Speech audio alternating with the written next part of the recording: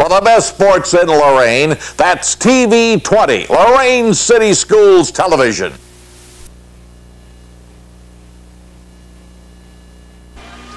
Good evening and welcome to George Daniel Field. Jay Ferguson, Tom Bauer, Joe Bach here. It's Lorain High Titan football.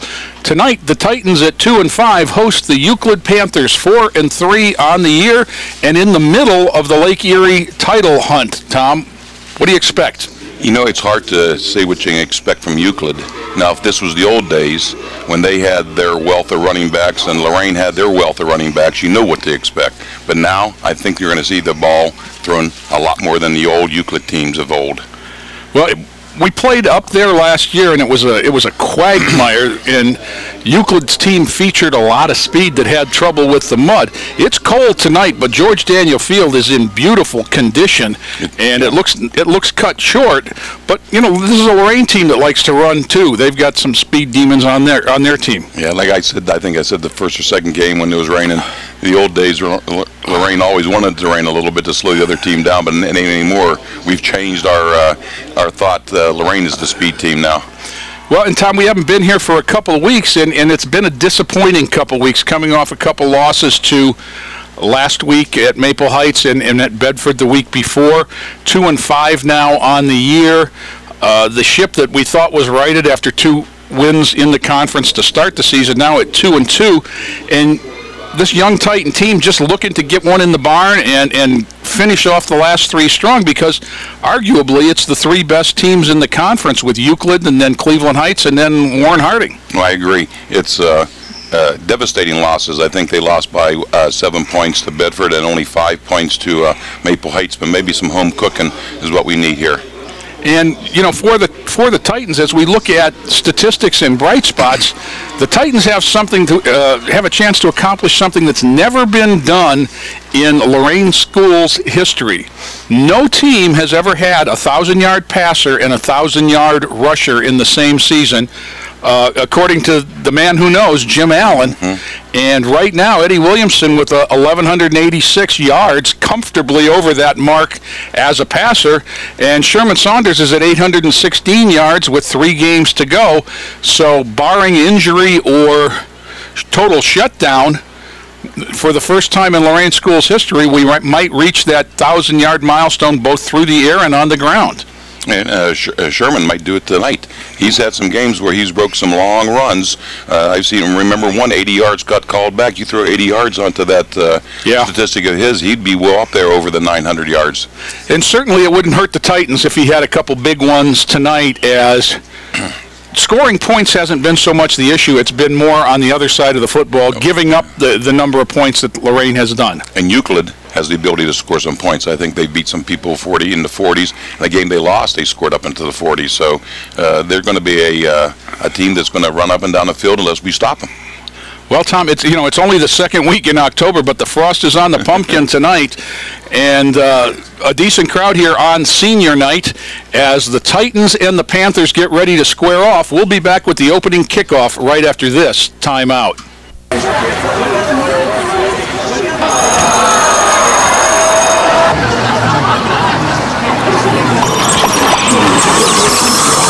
Stop. Whether it's on the way to school, at school, or online, bullying has become a non-stop threat to our youth today. Is your child being bullied? The National Runaway Switchboard can help. If you're having a hard time, get online or call to chat now. Jimmy Morgan checks the ball on the tee for the Titans. They'll kick from north to south. You see a lot of the Titans with the pink socks and tights in the breast cancer awareness mode. Underway, directional kick coming down at the 30, straight ahead to the 35. Tackle on the play is Perry Mincy. Number 3, Juwan Ford on the tackle. We'll get things set for the Titan defense here. I see 55, the linebacker Malcolm Thomas in the middle. Next to him, number 3, Aaron Neal. Number 6, Rashad Berry at one end, Melvin Jackson the other end at 15. Full house straight ahead give, and by the man who returned the kickoff, breaks a couple tackles across the 50. Good, tough running by Jawan Ford. Number 3, he's going to have 24 yards and a first down on the first play of the game. Let's set this up. Rashawn Johnson is the quarterback, number 14. He's got that fully loaded gun. Same play, other side. Here comes Ford again. Tom, it's not too soon to say if we don't... slow him down. There's going to be a Ford in our future for a long time. Pick up that time of 5, 2nd and 5 at the 36. Same play again. Ford straight ahead, first down and inside the 30. Chris Penny, Aaron Neal on the tackle, along with number 20, Alex Wilson.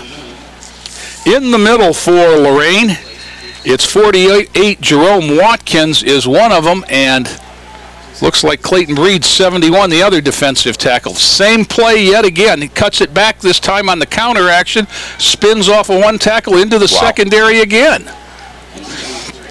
Now, he doesn't look like the typical Euclid tailbacks that I mentioned of old. When he caught the ball on the 30 with the Titan players on the kickoff in front of him, I couldn't see his number. I was expecting to see 64 get up because he's kind of short. And built that way. Yeah.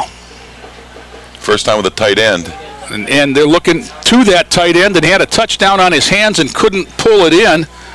And that would be Miles Alexander, 25. The throw was from Rashawn Johnson, 14. 3rd and 2. When you're 2nd and 2, it's a giveaway down here. I'm sure they're thinking it's 4-down territory if we need it, but we haven't. Of course, they go without a huddle like most teams. Now he comes back up on the end or on the wing, and there's the turn. Missed the handoff, and the quarterback going to try and find the hole and doesn't get anything, as the bad communication is going to cost them a down at the very least. Middle of the Titan defense, Malcolm Thomas and others give them a half a yard, 4th and about a yard and a half. And they go back to the gun, but Ford not in the lineup right now. There's a whistle ahead of the play. Timeout Lorain is the call. The give was to Melvin King, who did not start the game at the tailback. What would you call this position formation, Tom? You think you've seen it all. I've not seen that formation yet in my life. I mean, it looks like the old wing tee. It looks like the old straight tee, but the quarterback's taking a snap 4 yards deep. It's the Woody Hayes tee formation with the guys in the middle moved back 5 yards. Or, the wishbone is inverted around the quarterback who's in the shotgun, but it sure gives you a lot of blockers and blocking angles to come from if you want to run the ball. I'm sure they see an advantage to snap the ball back 4 yards to run the ball up to the line of scrimmage, but I've not seen it before. Yeah, this is the first time I've seen this many people consistently in the backfield in a shotgun formation. Now, I've seen 2 with a wingback. Yeah. Well, here it is again. And the turn and the give is straight ahead, and there's the first down and more, and he's going to get to the end zone for the first score of the game with 10:10 to go in the first quarter. Making it look very easy were the Euclid Panthers. Melvin King from 21 yards out, and just a minute 50 into the game, minute 51, and Euclid is on the board from 21 yards out. And because he's a full circle, this is 51. Louis Torrisi, excuse me. Ball down, kick up, and it might not get there. I don't think it did. Short. I'm sure it didn't. I watched him during warm-ups, and he was hitting the scoreboard. That one was just a little pop-up. Yeah, and so on the infield fly, the extra point, no good. But Euclid quickly on top here, 6-0, with Titans going to touch the ball for the first time. And, Tom, not the kind of start you want after a couple of losses on the road coming home. You got to overcome it. They've been down before. You have to, suck that up, give them those props, be happy that you stopped the extra point, and go back and get your own now. And of course, we don't see any scouting tape on Euclid to know if this is what they've been doing. But they looked very comfortable. Yeah, they did, didn't they? And, you know, the tailbacks handled the ball on every play other than the missed handoff and the incomplete pass. But that was 65 yards of tailback between the tackles. Yeah, 6 runs, 1 pass. I think the pass was just because of second and short. You might as well try something. And he had a receiver down the middle, Miles Alexander, the tight end. Tortorisi is going to do the kicking for Euclid as well. He's got it teed up at the 40, kicking to the north end, and this is a short directional kick. It's going to hit, though, and somebody better get on that. And just taken out of bounds there. Not sure if he covered it or not. That was... I didn't see who it was. Pablo Gonzalez, 32? He's the last one coming off the field, so he might have been the last one off the ball. But they got to realize that's a live ball. So no return, and the Titans will start just right at the 25, really. So the directional kick pays off for Euclid. 1st and 10. Eddie Williamson, number 10, is the quarterback. 32, Pablo Gonzalez. 5, Sherman Saunders in the backfield with him. Near side is Alt Patter. He's going to throw it to Saunders. He's got 5. He's got 10 and a first down before he's brought to the turf. Yeah. And that was 42, Ryan Epps on the tackle, but 12-yard pickup on first down. And the Titans will move the sticks. We're going to go under 10 minutes to go in the first quarter.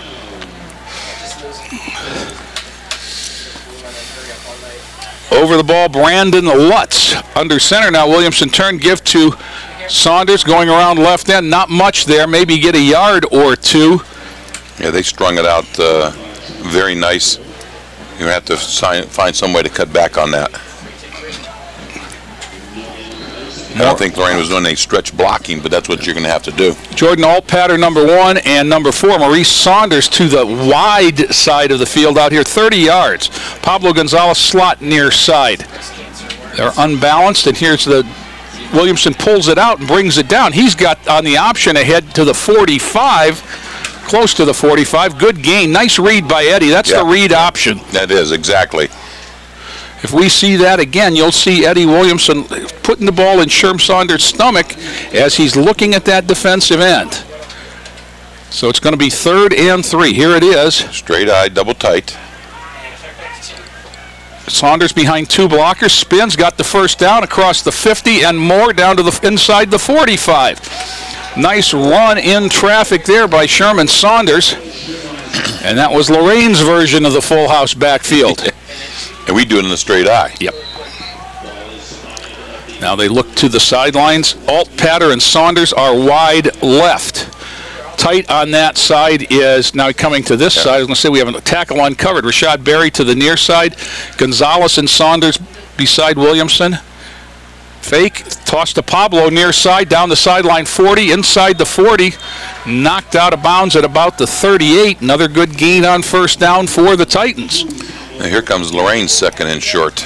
And those are 21st century running plays, Tom. The shovel pass and the quick swings are how some teams get it outside. There's the jet sweep to Sherman Saunders. He's inside the 35. He's got a first down. He got a great block by one of his linemen. Seth Medina peeled back and blew the defensive end back into the backfield. Medina is the guard on the near side. Next to him, Giovante Thomas is the tackle. Far side, 56, Juwan Charlton is the tackle. And 63, Travis Zabo. Toss sweep now. Saunders looking for a block, gets the corner inside the 30, down inside the 25 and out of bounds. Let's see where they mark him. Looks like right at the 25, but that's going to be another 8. Now they did the toss sweep, but if you notice, the toss was outside of the perimeter. So they already were outside of the end when they got the toss. So that may be one way of combating a fast defensive line. 2nd and 2 at the 25, 7:40 to go, first quarter. Williamson goes up under center, turns, talks to Saunders, and now comes back. I think we got away with a motion penalty because Sherm moved, but he takes it this side and gets ahead for the first down, a couple and not much more. The timing of that just didn't look very good, but nonetheless, 3-yard gain and first down. There's been...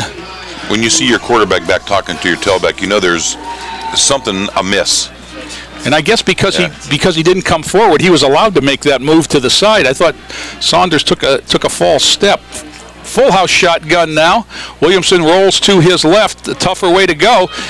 Throws it, got a man down near the 15. Nice play. That's Pablo Gonzalez. This is the tough way, Tom. If we can see a replay here, we'll see Eddie getting his shoulders square. Watch how he avoids that tackle. 2nd and 3. The no huddle is really ruining our replays, and this is going to be Saunders near side. He's got the corner and a first down inside the 10, inside the top 5 to the house. Sherman Saunders from 15, and the Titans answer with 6:45 to go. Saunders goes 15 yards around right end, and Tom, that looked pretty easy, didn't it? Yeah. 75 yards, and the Titans moved like a well-oiled machine. Williamson is the holder. 57, Lutz is the center, and Jimmy Morgan is the place kicker as they attempt to break the 6-all tie. Ball down, kick up, and that one looks true. So let's go down and see if Zach Truman on the sidelines has anything for us. Zach? All right, so as you can see, the Euclid Panthers have been just doing a tremendous job with the run game, but then Lorain High gets the ball, and they're answering back with a mixed operation kind of thing. They were passing and running, but then you see the touchdown from Sherman Saunders with a great block from Seth Medina and his offensive line to help him. Okay, and like Zach said, mixed it up. They had 7 runs, 3 passes, held the ball for 3 minutes and 21 seconds. And 3 of 3 in the air. Exactly. And so all 3 of those passes came up big and served to loosen up the defense a little bit. So we've played 5 minutes and 15 seconds, and each team is on serve. 7-6 Lorain. It looks like we're in for an offensive game. Jimmy Morgan awaits the ball from the official on the north 40-yard line. Gets it now. I don't see who the other return man is, but I might try to keep it away from that Ford. Well, you know what? Ford was up here. He's in a different spot now. Okay. He and 7 switched spots. Lyndon Stevens is there now. He looks like the speed guy. He does. Morgan's got the short run up, 2 steps like it was a field goal. 1-2 directional. That's going to go out of bounds, I think. Yep, landed out of bounds. Almost hit Coach Will. And Euclid with 3 options here. They can take it where it went out. They can take it at the 35, or they can make him re-kick. It went out at the 34. It looks like they're going to take it at the 35. So, yep, they're going to spot it at the 35, which is where they got it the last time. No time off the clock, of course. Never did have time to set the Titans' defensive backfield. 28, Trevon Edwards. Number 2, Carlos Sanchez are the corners on the far side. Near side, Jordan Altpatter, 1-on-1. The safeties are Alex Wilson and Chris Penny as movement inside. Euclid changed their formation a little bit this time. They moved one of their tailbacks out to a slot. The middle of the Titan line jumped off sides, and according to the officials, for no apparent reason. But as we were noticing when they came out, it's a long way to get around that left guard, who they listed 365 pounds, so maybe they need to leave a little early. Coach Campo now talking about the band. Oh, or Coach Solis, excuse me. From the back of the head, I'm sorry. Boy, that's been a while. What is he saying? He's saying when we're playing, he's saying the Euclid band is not supposed to be playing during when we're playing, when the ball is in play.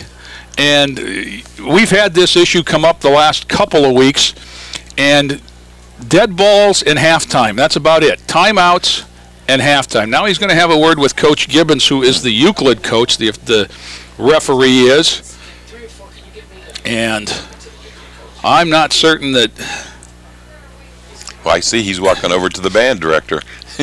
He's on his way. Now, I think he's delegated that, and yeah. If he's smart, he found an administrator. But that's what the whole thing was about. Well, back in the old days when people got in the huddle, you said what the play is. Now they're signaling in, they're talking. There's a lot of more communication that's needed with his no-huddle teams. Only 2 in the backfield, but the play is the same. And that looked like Ford, and he's got 4 on 1st and 5 out near the 45. Jawan Ford got the first few gives. There's just no time. This game is moving at such a pace. Ford is behind Johnson, and he gets it again. He's got a first down and more. He doesn't look fun to bring down one-on-one as he crosses the 50 to the 48. He's a big, stocky running back, and I guess that line is blocking. Alex Wilson, and looked like Carlos Sanchez in on the tackle.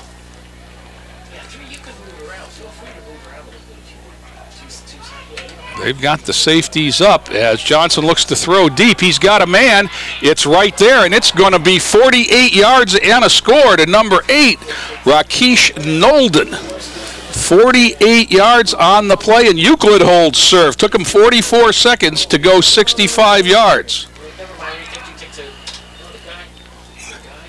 48 on the completion. And Euclid goes back on top. And just as I was saying, as they were snapping that, Tom, I was looking at the Lorain safeties peeking in the backfield. Nah, it's a bad thing. And a steady diet of the off, but between guard and tackle run had him there. Tortorisi kick up. This one looks a little bit better, and he's got it. So we've had 3 drives. We're 3 touchdowns, yeah. Second short of half a quarter, and it's 13-7 Euclid. And the coldest guys in the stadium are the punters. So Lorain is going to need to keep the offense in gear till the defense figures it out. But it does give me a chance to say that if you are employed by or retired from Lorain City Schools, pay close attention to the following. The Lorain School Employees Credit Union wants to help you enter the red zone. In financial terms, that's the green zone. Earn a higher rate of return with an LSECU certificate of deposit. You call the play and pick the terms. We will provide the blocking with the best rates in town. Open the playbook and call LSECU at 282-4600 and talk to your CD coach. I talked to him today, Mr. Summers. Okay, Tortorisi to kick at the 40. Alt, Patter, and Williamson are deep. There's a whistle. Euclid was offside. Yeah, it must have been. Yeah. So, didn't realize that was a dead ball penalty on a kick, but I'm going to trust him. Yeah, we have to because I didn't know it either. But it makes sense, the offensive. It is any other time on the offense. Mm-hmm. Illegal procedure.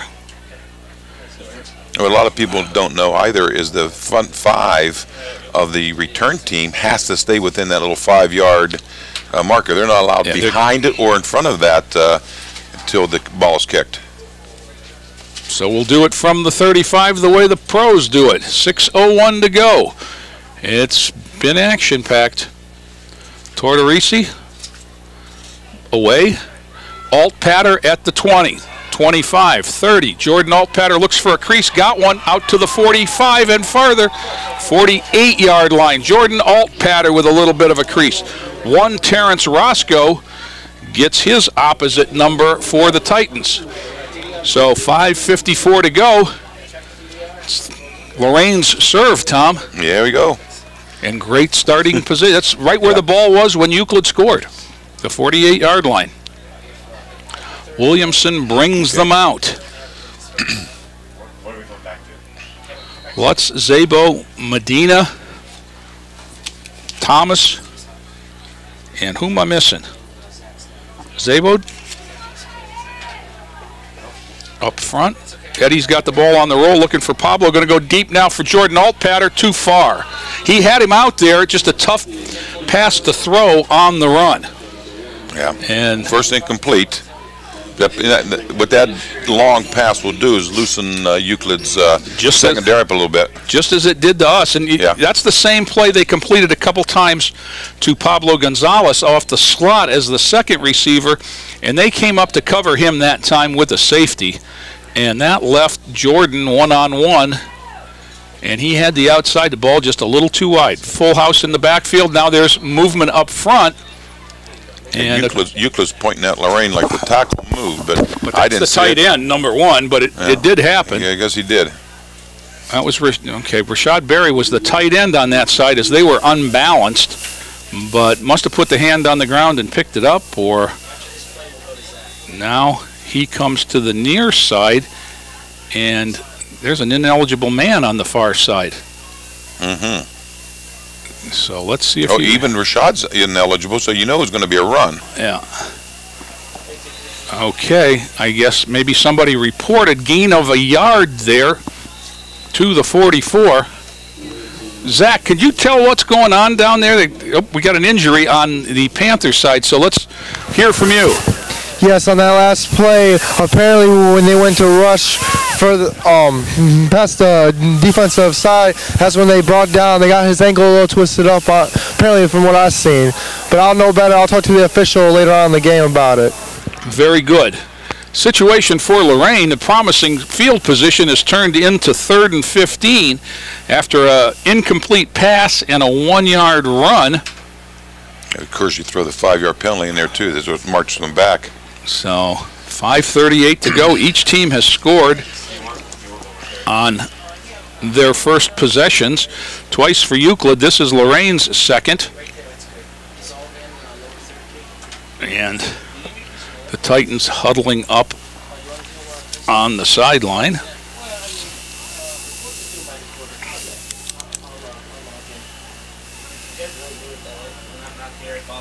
Coach Solis, the offensive coordinator, out. Got to dial up something worth 14 yards here or risk giving it back to a team that's got 130 yards of total offense in 2 possessions.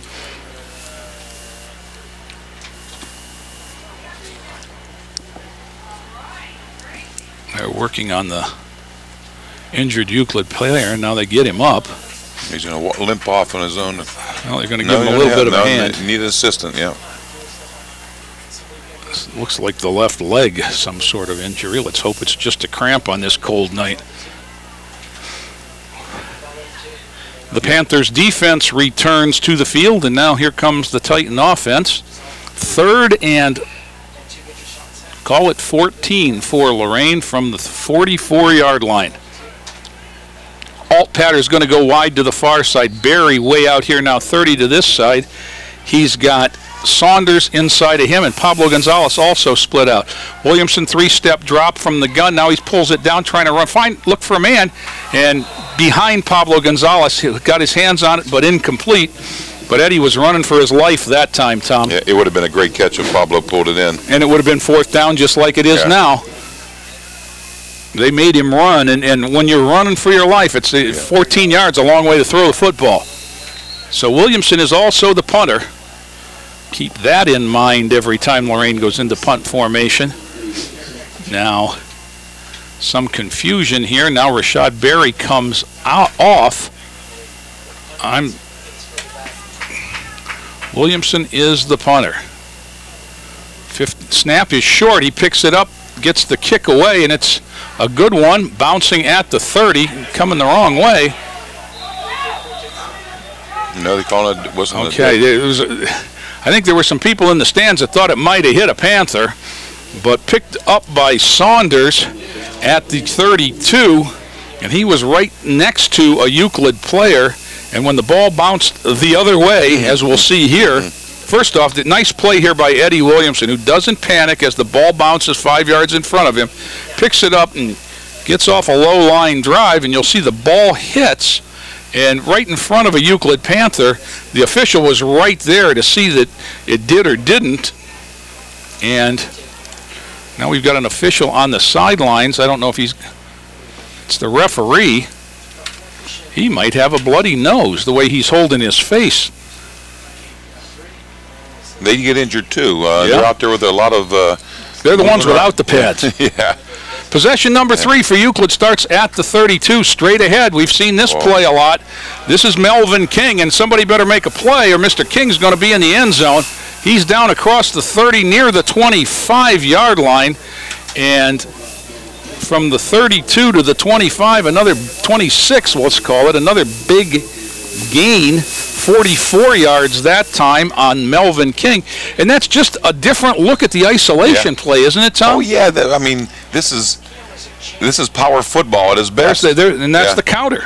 Well, Take the counter. The quarterback's going to keep it and get in the end zone from 26 yards away, untouched. Rashawn Johnson, but there's a flag on the play back at the 21-yard line. And boy, do the Titans need a break. Holding is the preliminary call. So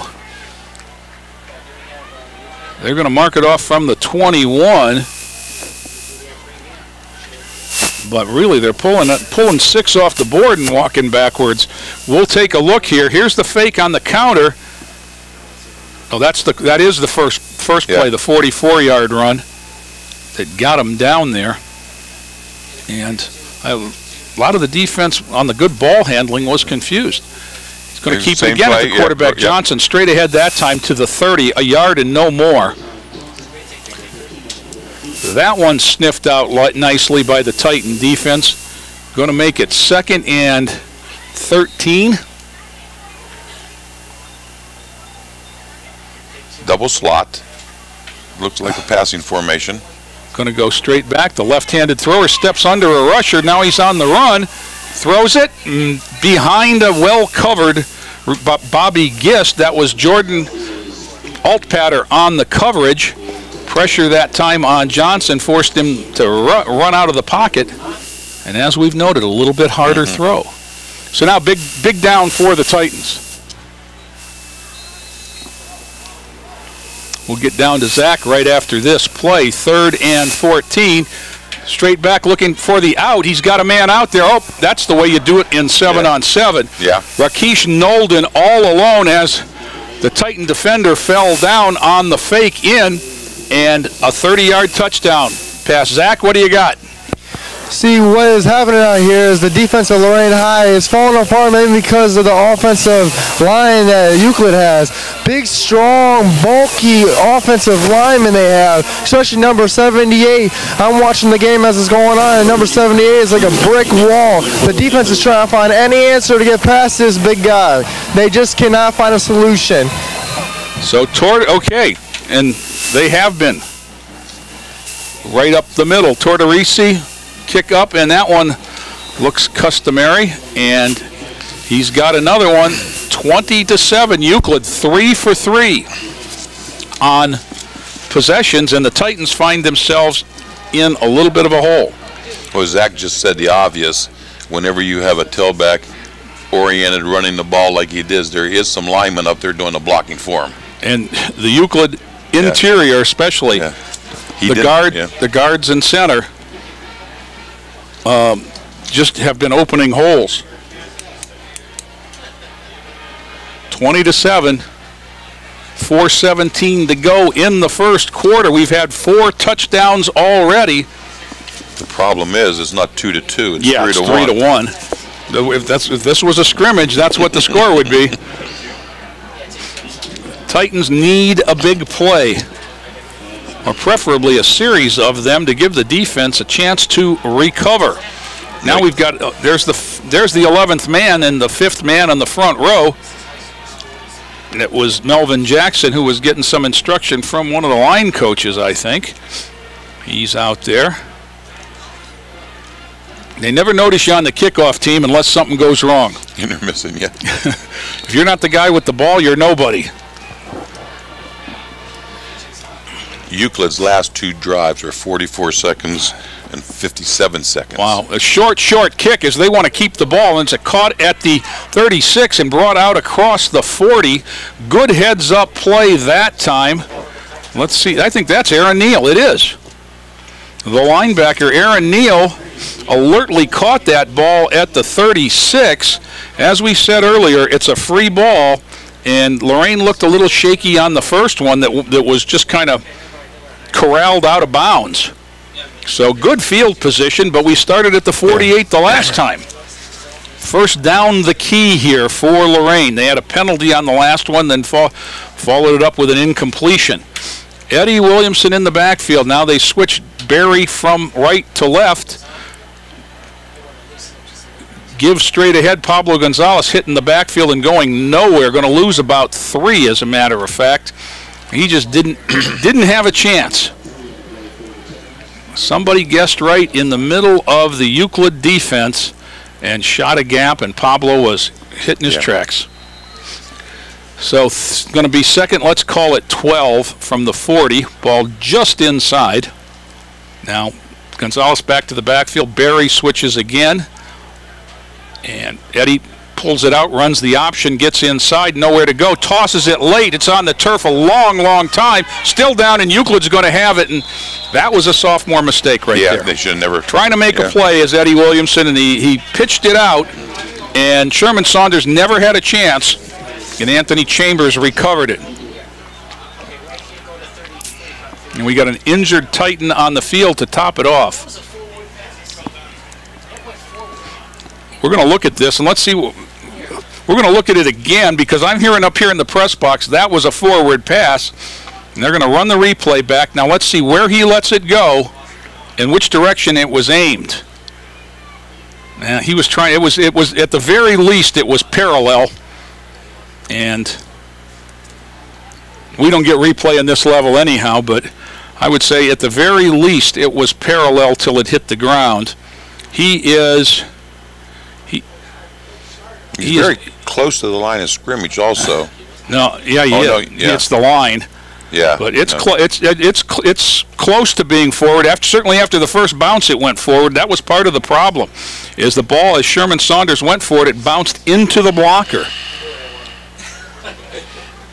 So good look at that, guys. And you are right. It was close. If we had all those computerized yellow lines and blue lines and all that stuff, Joe, we'd be really doing something. This is never good when anybody walks off, but the center, when you are in the shotgun, that's not somebody you want to see helped off, and that is the center, Brandon Lutz.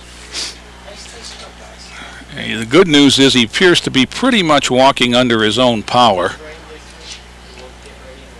but the more immediate concern, as we're glad to see Brandon making his way to the sideline, is that the defense needs to come up with a play here or the Titans are in a deep, deep hole.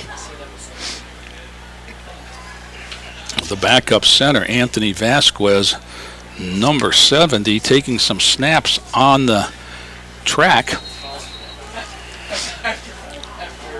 Euclid perfect 3 of 3. Rashawn Johnson, the quarterback, has it, fakes the handoff and pulls it down. I think the timing was screwed up there, and he's still going to get a couple as he kept his legs moving, as did the lineman in front of him. Well, that's the back that he missed. McKenny Mitchell was the fake man. They've had a couple of plays tonight, Tom, where the timing has just looked bad. Yeah, it looked bad, like the running back might have left before the snap came, or the snap took a long time to get there. 2nd 8. Johnson calls for it, turns, gives in the backfield, and that looks like King, number 5. No, that's 3. Juwan Ford. Ford again. And he gets a couple more inside the 35 to the 33, 3rd and 5. What do you got for us, Zach? It's back to the injury on Brandon Lutz, number 57, for the offense, the center. He apparently got his knee a little banged up. He had the nurse over looking at it a little bit. Apparently his kneecap got a little banged up. He's calling a little bruise on it, he said. Okay. Thank you muchly for that report from the Lorain High bench. And in the meantime, Euclid on a out pass to McKenny Mitchell picks up a first down, and they're in business again. 1st and 10 at the 26-yard line. I see Mom just down there now. There's all kinds of movement. No, I'm going to blame Euclid that time. I was going to say the tackle made a down block. Yeah. He was coming to get the linebacker, which usually means he's coming to that side, right? Because he's going to get the linebacker and somebody's coming to kick the end. So, 1st and 15 at the 31 for Euclid. Now a whistle and a timeout, Lorain. And this might be as much pep talk as anything. Is Coach Solis, who is the offensive coordinator, out there with the defensive guys, and I'm sure now's the time, guys. We need you. We're down 2 scores already. Yeah. We just turned the ball over. We need a stop big time. But so far, it's the big play for Euclid. The tailback, Melvin King, got him on the board a minute 50 into the game with a 21-yard run, and that's the short touchdown. The other 2 have been passes from Ryshawn Johnson to Rakesh Nolden. First, a 48-yard pass that was really pretty post pattern, and the second one was the pump and go on the out, and Nolden was all by himself when he caught the ball about the 8-yard line and jogged into the end zone. 20 for Euclid. Lorain's points on a 15-yard run by Sherman Saunders. Back to live action now. Johnson hands off to Ford, cuts back near side. He's got a hole and a lot more. He's a lot more agile than he looks up here as he makes a heck of a move and gets. Chris Penny makes a nice tackle to bring him down, but not before he's inside the 15.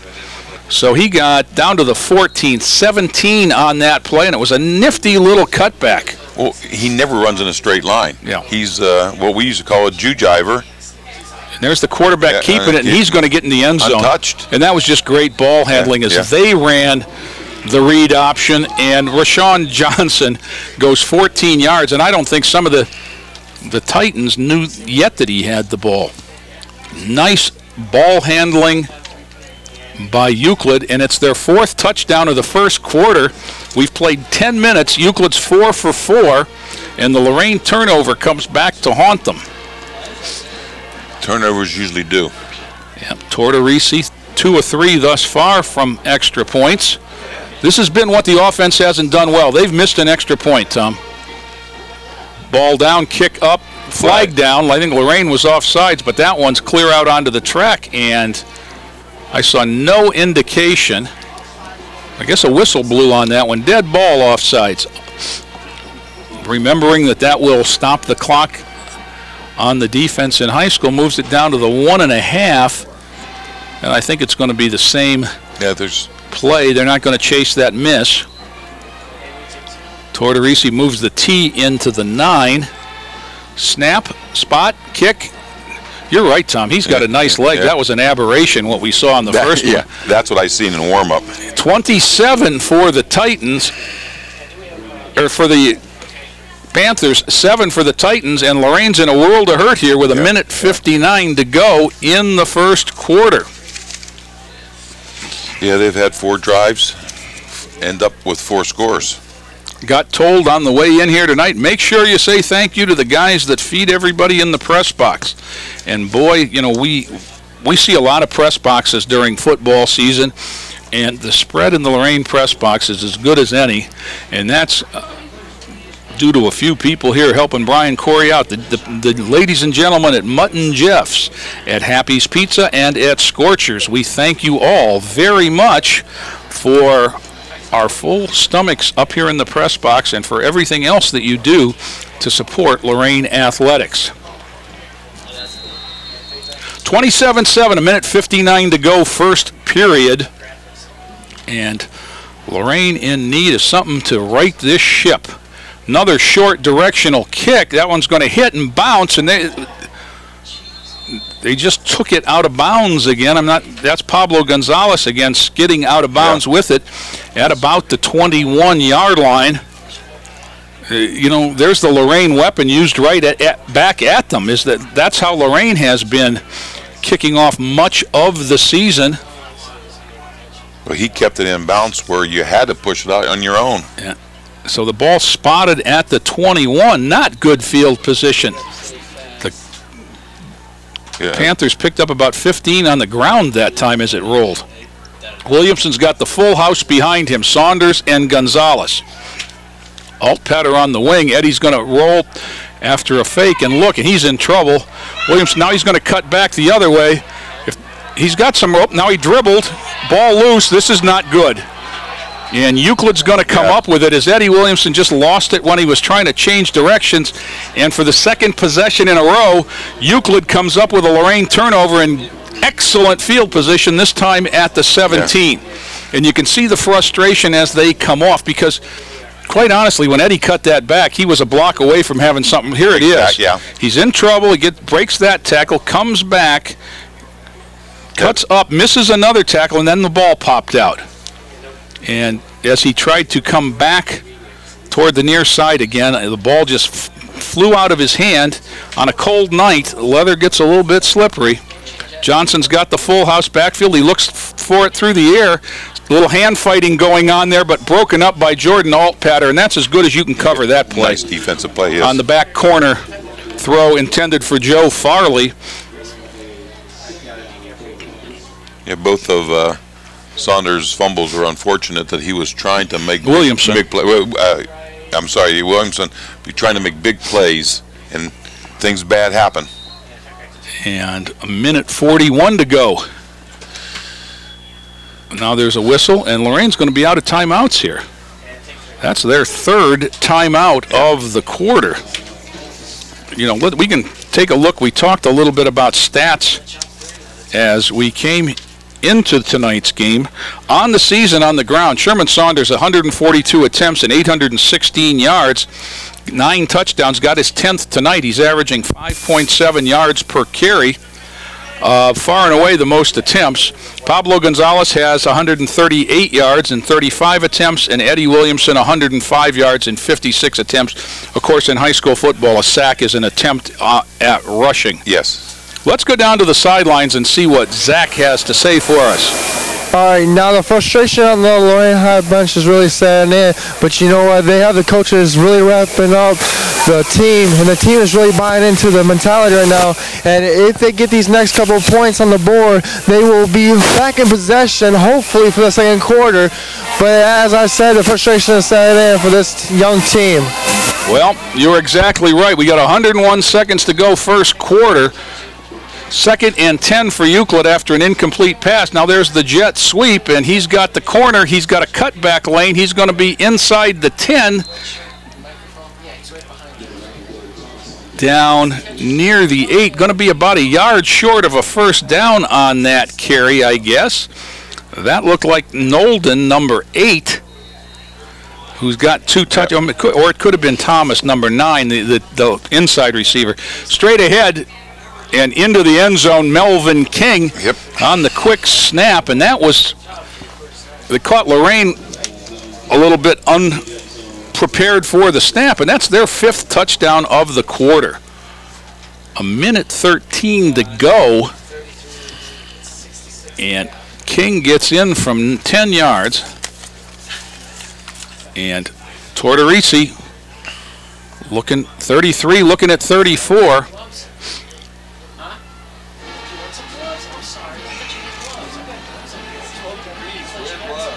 Ball down, flag again, offside Lorain. I think the outside guy's trying to get a jump. Usually that's not where you block an extra point from. You usually block it from a gap. From a gap coming up the middle.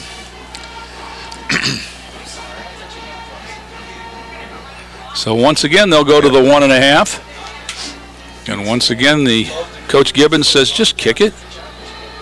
The big fella is over the ball. The long snapper is 78.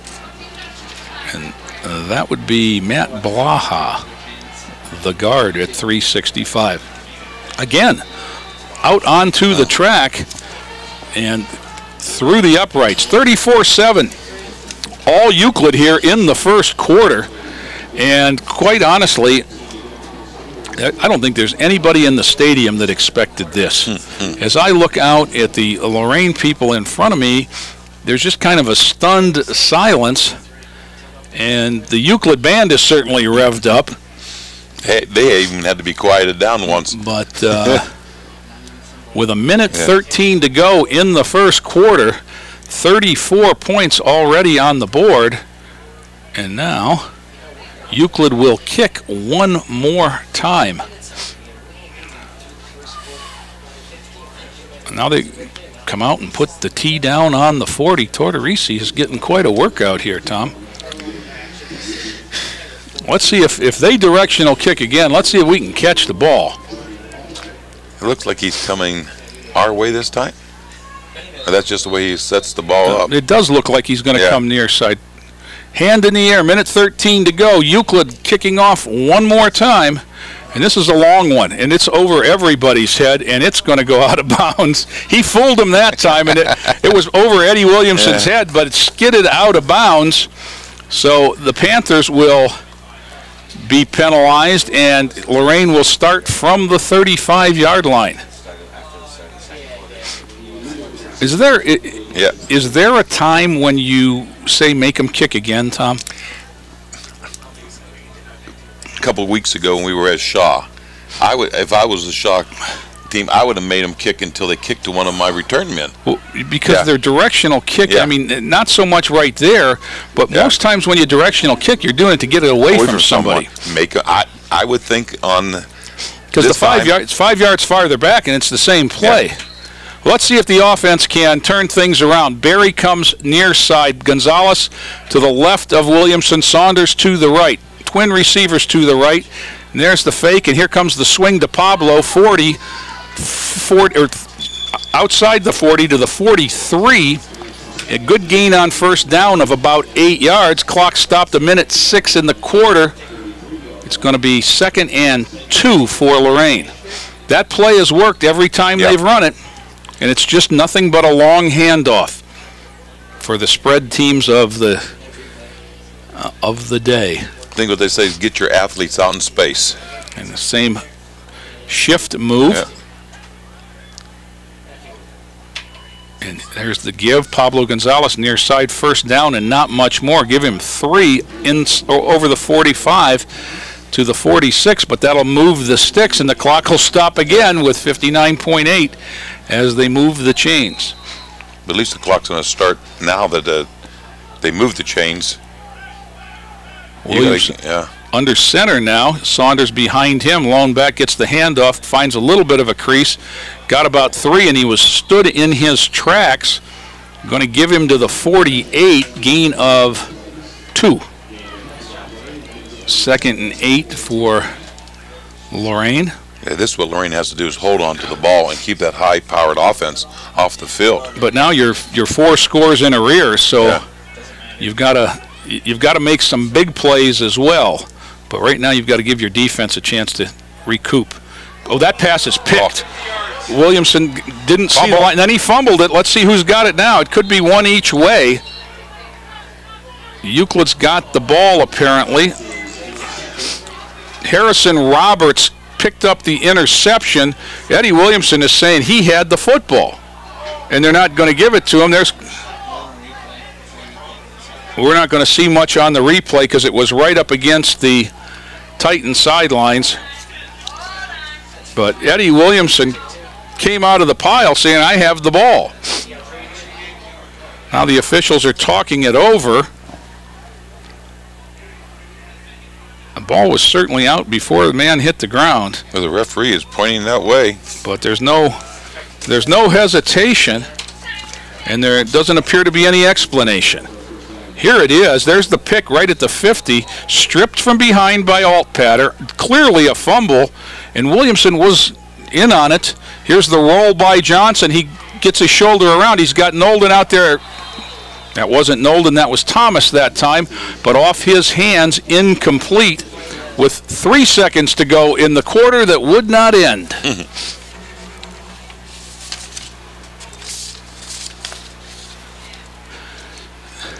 If he could have gotten his hands around, that would have been Euclid's 6th touchdown of the quarter, Tom.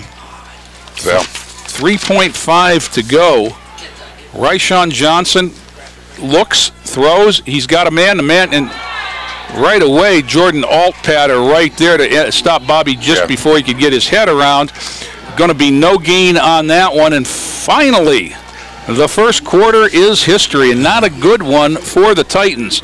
Euclid scores early and often, 34, Lorain 7. Back with second quarter action right after this timeout.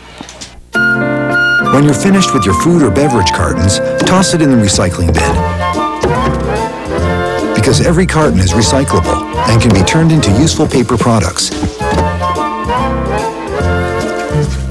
Put your carton in the bin with your other recyclables and let them start a new life. When the contents are gone, let the carton live on. Recycle your cartons. Back here at George Daniel, Johnson looks to throw. The left-handed pass incomplete, and Lorain going to get called for hitting him afterwards as Jerome Watkins was there, and I think they're going to call roughing the passer, personal foul, roughing the passer. Said he went up into the face, and that's pretty much automatic in football at any level these days. So I don't think it was a late hit. He was right there. His hand, you know, in defense of Jerome, his hands were up trying to block the pass, which Johnson had to get over him. But when they stop walking, it's going to be a first down at the 24, and Euclid in business again. 4 seconds into the second quarter, and the give straight on the fake. And there's the option. Wow, what a play that was. That's just on the pitch. He's going to have a first down near the 10. I'm thinking Jack Mildren in Oklahoma with this ball handling. They faked the counter, and the quarterback pulled it out, and he ran off tackle the way he's been running, but just the wide receiver was behind him and trailed and got the pitch and got the first down.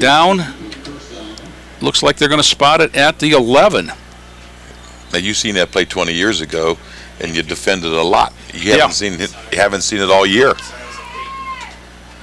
There's the run. Give straight ahead into the end zone. The little bowling ball. Juwan Ford gets himself one from 11 yards out, and 11:36 to go in the quarter. And Euclid on the board again, and going to be very difficult for the Titans and their coaches to get this one turned in any way, shape, or form. And this was just the ball handling of Ryshawn Johnson. I've been very, very impressed with it. And that time I was looking for him to pull it, and before I saw that he hadn't, Ford was in the end zone. The Tortorisi's kick again good. 41-7, Euclid on top. How long was that drive, Tom? That drive was 33 yards and only 37 seconds. Of course, you had the quarter there, and you had an incomplete pass. Well, in fact, but you had a penalty, too. Yeah. So, the Euclid Panthers, 6 for 6 in the first 12 and a half minutes of this game. Yeah, their drives are lasting less than a minute now. 30. Yeah, you got to get the big stops. You got to get some stops in there. Well, 21 points off turnovers, too. Yeah. So, but you haven't stopped them, whether it's been a turnover, a punt, the opening possession of the game. Just not a lot going well for Lorain right now. After such a promising first drive Lorain had, I thought we were going to see a seesaw offensive battle. Well, we were half right. Yeah. Yeah, we got to see right. Tortorisi, the kicker, Louis Tortorisi, earned his letter tonight. Foot into ball. And this is Eddie Williamson straight ahead, looking to atone as he's put it on the ground a couple times. Out over the 30, close to the 33. Not too many quarterbacks return kicks, Tom. No, not like that. Yeah. He attacked the wedge on that one. So the Titans, as we said, the first drive went through Euclid's defense like a hot knife through butter. And since then, just things have not gone well. A punt and then 3 turnovers, and Euclid turned them all into scores. I like to see him settle down and drive the ball on the ground if they can keep it. Well, you're going to have to make some big plays to get anywhere near back into it. But right now, more than anything, they need to keep the Euclid offense off the field. Empty backfield for Williamson. Saunders Gonzalez near side with Berry. He's going to run the quarterback draw. Ahead 40, first down and more. 45, 50. Eddie Williamson 45 and shouldered out of bounds as he gets down near the 42-yard line. Good gain by the Titan quarterback that time. Yeah. Everybody in the place said, oh, they're going to open it up. And all they opened up was the middle of the field from Eddie Williamson. And, boy, you can see he made a couple of nice cuts there. Broke a couple of arm tackles and then took a good shot as he went out of bounds by Anthony Chambers, number 12. First and 10 at the 42. 26 on that run by Williamson. Full house backfield now. He's going to look for the screen in the middle. And Rashad Berry was taken to the turf. Now, I see. If the screen pass is behind the line of scrimmage, you're allowed to hit the receiver. But I don't think that was behind the line of scrimmage. But it might have been a no harm, no foul, because if it wasn't, then we might have had a lineman or two downfield too. Rashad was definitely mixed up with one of the backers. No gain. 2nd and 10 on the incomplete. Williamson takes it, toss, sweeps Saunders, inside cut, gets him back to the line and no more. 3rd and 10. So the opening play, 26 on the ground, and then a couple of no gains, and the Titans find themselves in trouble. 3rd and 10 at the Euclid 42. And I wouldn't be surprised if this wasn't 4-down territory for Lorain. Yeah, I'm sure it is. Especially at this point of the game with down as many scores as they have been down. Williamson looks downfield. Now he pulls it down. He might have been across the line there, but he's not going to get a call. That's Rashad Berry. And the two officials confer, and I don't see a flag. And they're going to move the sticks. It was close. Yeah, very close. And the umpire tossed a beanbag or something, and then they talked it over, and we'll see. You know what? And that was a good call. I think that's where he said, I'm gonna throw the bag where he threw it from and check it. Because as we've learned the last couple of weeks, everything's got to be over, and 1 foot on the line is behind. So 1st and 10 for the Titans at the 23. Saunders on the sweep. He's got the 20. And now he's going to double back and be hit behind the 20. Eddie Williamson just got leveled after the handoff. He's a little bit woozy as he got up there. Sherman's going to pick up maybe 2 on the play.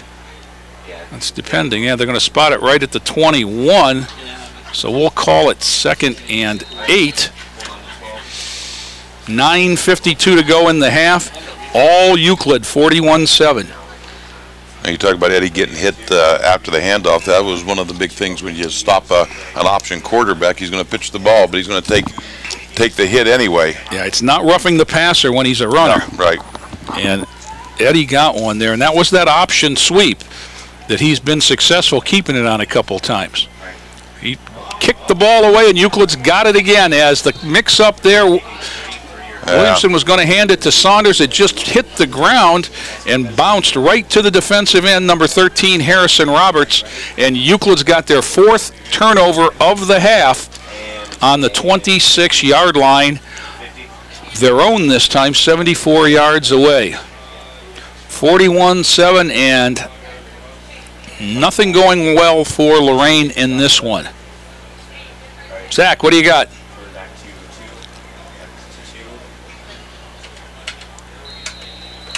We'll come back to you after the play. I can't hear you, buddy. This looks like it's a different quarterback. It is. Turn, give, straight ahead. And that is Melvin King. Same old running back. Kenny Davidson, number 6, now in at quarterback. It might be the earliest I've ever seen a backup quarterback without an injury, Tom. What do you got, Zach? Basically what's going on is a little bit of miscommunication with the quarterback and his running back and his wide receivers. When he goes to hand the ball off, it must be too cold. That's what I'm hearing from Eddie Williamson. He's out here complaining about the cold a little bit, and he's having a little trouble with the handoffs.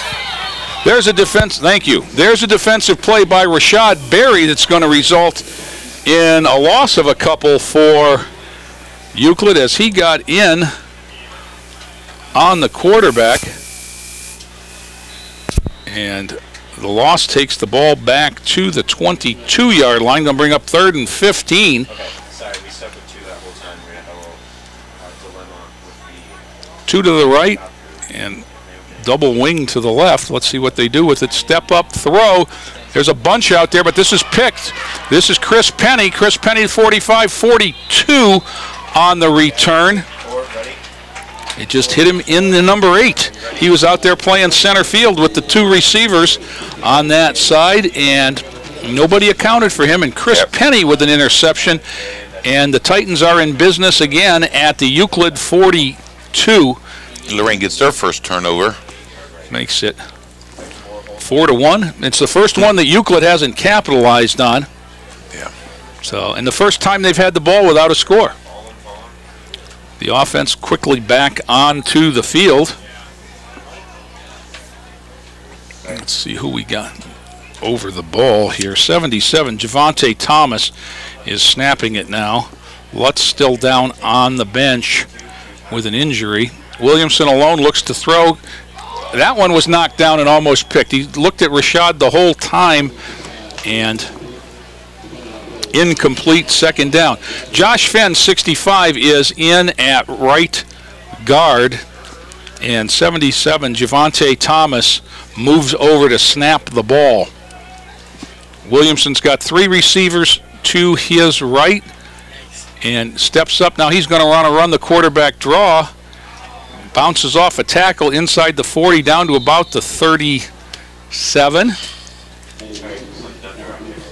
Let's see where they mark that.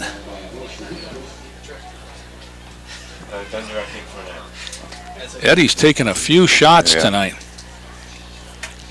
Mark it at the 38, make it 3rd and a long 5 or a short 6. Depends on your perspective. Tonight it's 6. Things haven't been the most optimistic for the Titans. I formation now. Turn. Fake to Saunders. Williamson rolls. He's looking to throw. He's got a man. 1st down. And that is Pablo Gonzalez one more time on that rollout. He sneaks out, and it's more or less an option play on that outside defender out there. Like you could run or pass. You'll see it here. Williamson fakes. Now he rolls, and the man lets Pablo go, and Pablo just goes down to the sticks and turns around, and Eddie's job is get it over the defender. 1st and 10, Lorain. Saunders with the ball near side, inside the 30, down near the 25, and across it, but just going to get about 5 on that one. 7 minutes in the quarter. The clock is stopped for some reason. Was there a flag? I don't see any. I thought maybe it was a 1st down. No, there is a flag. There is a flag. Let's see. Personal foul, face mask, and we'll walk.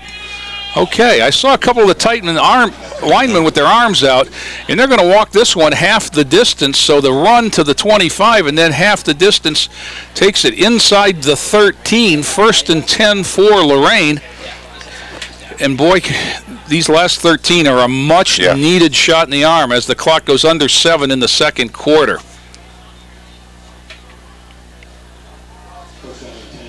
Williamson under center, I formation. Gonzalez and Saunders behind him. Williamson rolls again. He's looking for Pablo. Pablo cut the pattern short that time and couldn't get to it. He got tied up a little bit that time with the defender, held him up, and he wasn't able to get out quite as cleanly as he has in the past. It looked like Allpetter was wide open down in the corner of the end zone, but... Zach, you got something? Yes, about Brandon Lutz, he's out for the rest of the game because of his kneecap feels a little wobbly because of earlier on he got trucked by 2 defenders. Okay, so we'll watch the snaps for the Titans. That wasn't the snap, but there just nobody accounted for big number 54, Chris Treadwell, right in the middle of the defense, and Pablo Gonzalez got the handoff and got tossed to the turf, losing a couple. Back to the 16. 3rd and 14. The Titans can get a first down, but they got to get well inside the 5. As you recall, the penalty took us down to the 12.5, and then it's been an incomplete and a loss. Williamson in the backfield, Saunders to his left, trips to the right, Rashad Berry near side. He looks near side. Berry's out there in the corner of the end zone, and he's got him. Nice toss by Eddie Williamson. 16 yards on the fade, and the Titans are back on the board. Rashad Berry to the house.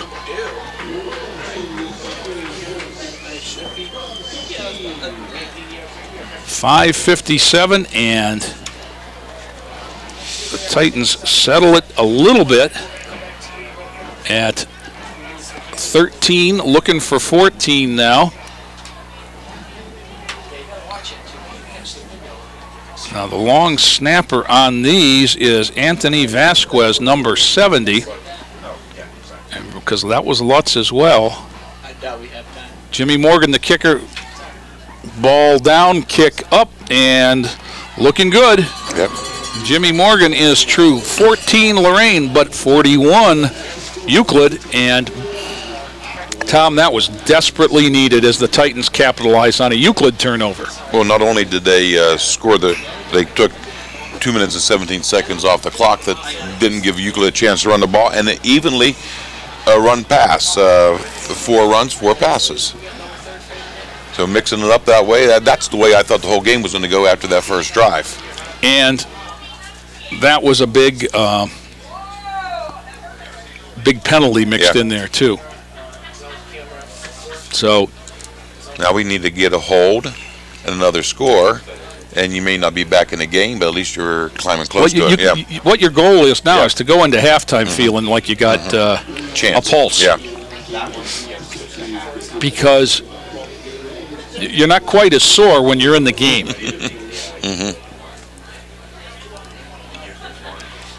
I think Euclid's missing someone up front. Yeah, they've only got 4. They have 11 people out there. They've got 11, but they've only got 4 in the 5-yard zone. That's illegal. I think you're right, Tom. At least at one time it was, as they push up, not fearing the deep ball, and Jimmy Morgan only 2 yards. I think they're going to onside kick it here, Tom. Nope. He's going to directional kick it, and it's going to just go out of bounds. Hits the cable roll over on the Titan bench, and Euclid will take over on the 35-yard line. Now, if they're going to kick off every kickoff that way, he got to try to keep it right in bounds. Well, I think you got to shoot more at the numbers. I think, but he's putting it out of bounds, so you got to let it bounce once or twice before it gets out of bounds. Because now you have a chance to recover. Yeah, as soon as it hits the ground, it's anybody's. Now this is still Davidson. Turn, give straight ahead. And that's Ford, and he's off to the races. Ford inside the 25 before he's finally dragged to the ground. So he's going to have 41 as they're going to spot it at the 24-yard line. 41-yard carry on first down for Euclid. And that is Juwan Ford, who opened the game at tailback, ran the first couple plays, and then had a seat and sat down and watched Melvin King. Came back on the last series and got himself a touchdown. Turn, give straight ahead again. Not much going on there with Ford. Give him a yard. That is the safety, number 20, Alex Wilson. Now his running style almost looks like he's galloping. Remember Don Nottingham? Yeah. Not too many people out there younger than us are going to remember him. I think they called him the human cannon bowling ball, didn't they? The bowling ball, yeah. And here he comes again. Breaks a tackle, and he's got a deceiving gait as he's got another 15 there inside the 10, and they're just gashing the center of the Titan defense right now. And it's all it's got to be fun to play offense when it's all working, and it's all working right now for Euclid. Yeah. Shotgun formation. Davidson's got backs to either side. There's Ford again, and that hit by number 30, Anderson Brown, our little guy that plays on the nose a lot for the Titans. but he got carried a few yards down to the 6, 2nd and goal from there. 4:48 to go, clock ticking. Give again to Ford. Ford's in the end zone one more time from 6 yards. That was one of the longer ones, Tom. That was over a minute. Yeah. Actually,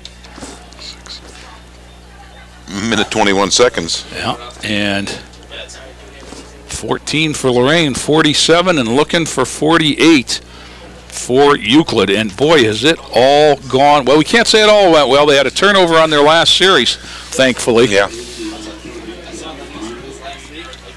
No, I think these running backs come from it naturally. I talked before the game to get their starting lineup from Tony Fisher. Longtime Notre Dame running back and played for the Green Bay Packers. Mr. Ohio football. Kick up. And he wasn't even the best running back, Euclid turned out, because there was a guy by the name of Robert Smith that you see now and again on Saturday on ESPN. Because he was a two-time he won it Ohio twice. Mr. Ohio, yeah. One of the only people ever to do that. And they were talking last year that the two of them have put some money back into the program, to the weight room and things like that to try and help things go. And Coach Gibbons and the Panthers, who used to be a perennial football power, but have fallen on some up and down times in the last few years, and they look to right the ship. As you said, they had a big win a couple weeks ago. Was it Cleveland Heights? Yes. But then Warren got them, so they're in a three-way tie for first. And as strange as it would sound, Lorain only a game behind. But this one. Well, Lorain's next two games are Cleveland Heights and then Warren Harding. And if they'd have won out, they'd have gotten a piece. Yes. At 5-2. But is there any team in the state of Ohio who has a harder schedule than Lorain? I think if the season ended right now, 5 of the teams they play would be in the playoffs. That's Eddie Williamson out over the 35. And there's some colossal battles for playoff spot. But Midview and Avon battled last week at 6-0 and 5-1, and Avon knocked them off. They're both firmly in the playoff race. Avon Lake, with a loss last week to Westlake, needs a big win this week. I think they've got Brecksville, who is the leader in that conference, with another familiar name for Ohio State fans, Tom Tupa Jr. Exactly. And his twin brother are the quarterback and the wide receiver out there. Williamson all alone in the backfield. Saunders now in motion, jet sweep. Sherman Saunders makes a cut and then gets popped by a backer. Yeah, he got past the first man, made a miss, but all of a sudden that backer came from inside. Miles Alexander, form tackle. You'll watch this. Guys, you young guys, this is how you're supposed to tackle. He scraped, and there's the head on the football. Slide it to the side and drive the legs. Form tackle. No gain on the play. 4 minutes to go, first quarter, clock running. All Euclid, 48-14. Williamson toss sweep. Saunders got the corner hit as he gets about 4 or 5 on the play. That's about the extent of the Lorain getting the ball to the sideline. Yeah.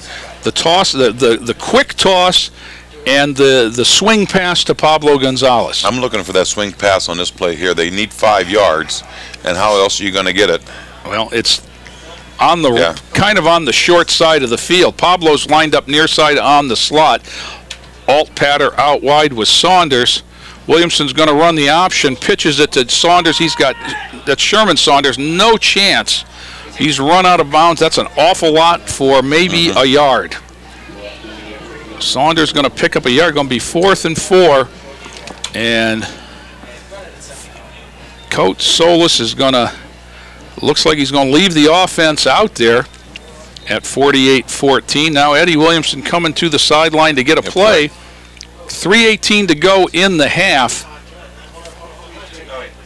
You can't imagine it could have gone this way if you are at all familiar with the way the Titans season is going. 2-5, sure, but those games haven't, since the weather turned cold, since the first 3, they haven't been behind like this where they haven't been in a ball game.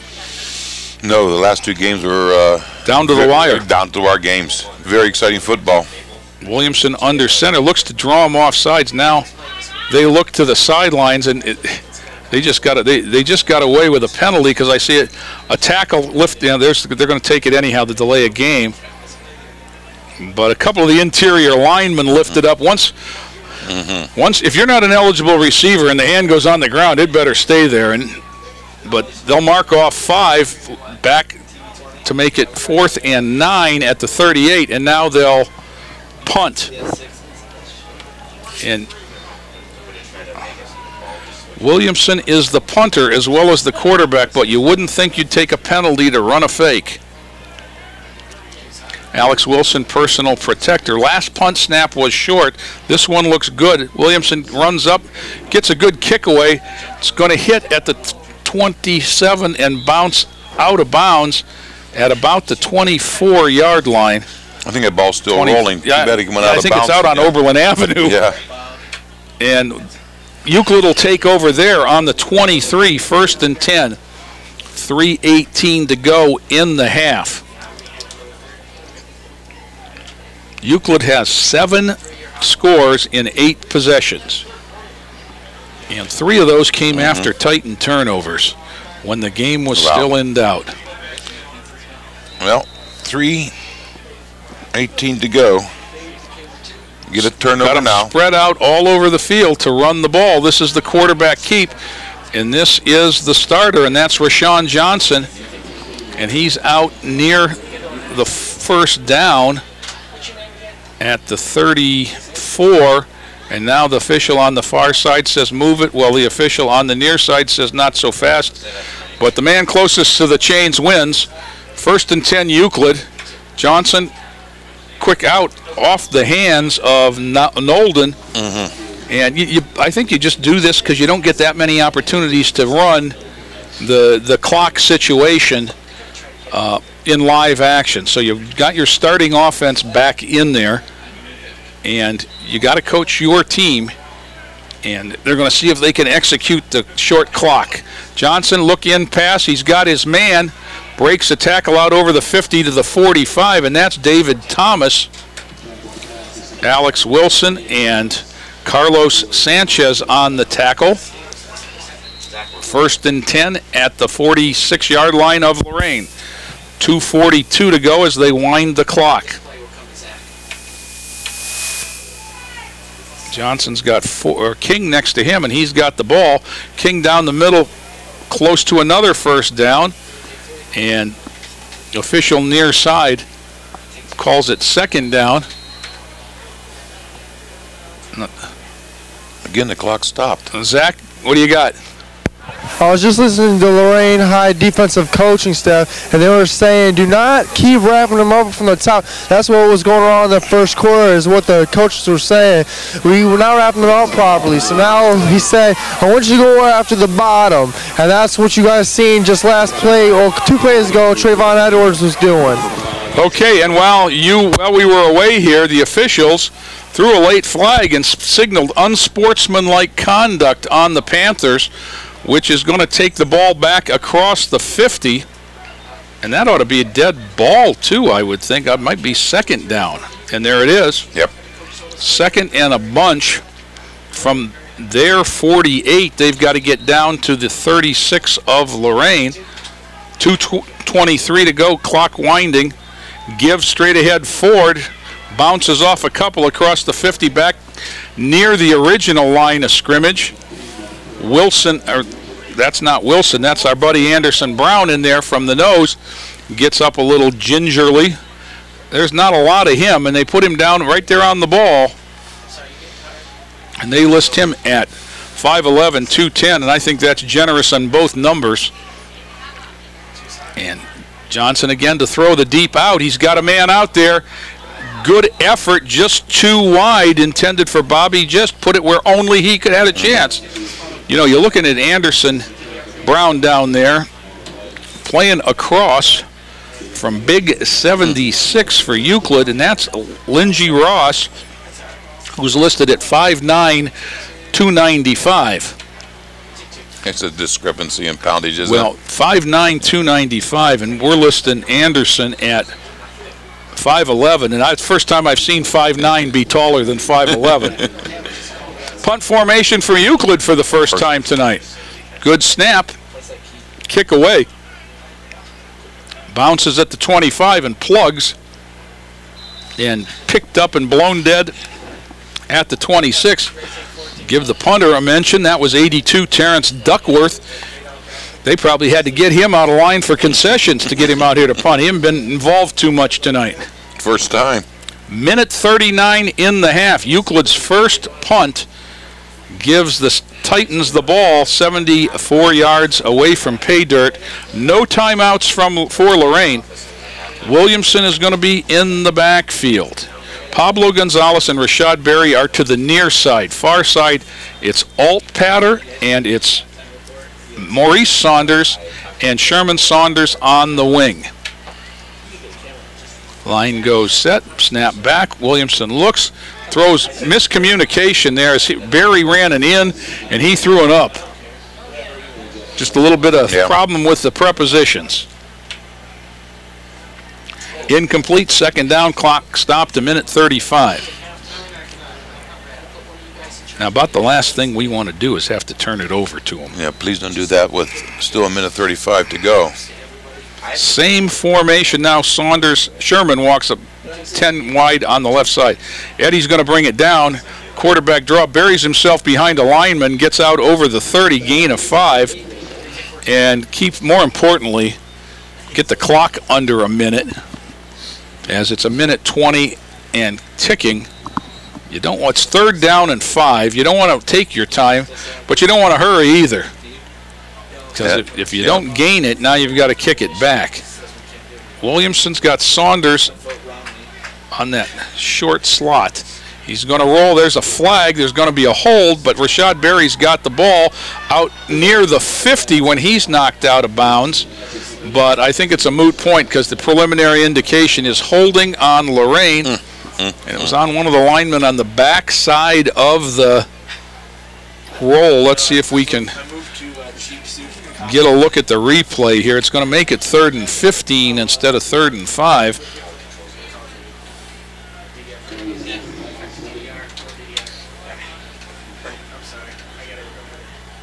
Here's the play. Williamson back. Now he rolls, and there's the flag coming flying in as they cut away. It was on the right side of the screen. Couldn't see who was dancing with who, but 3rd and 15 now for Lorain.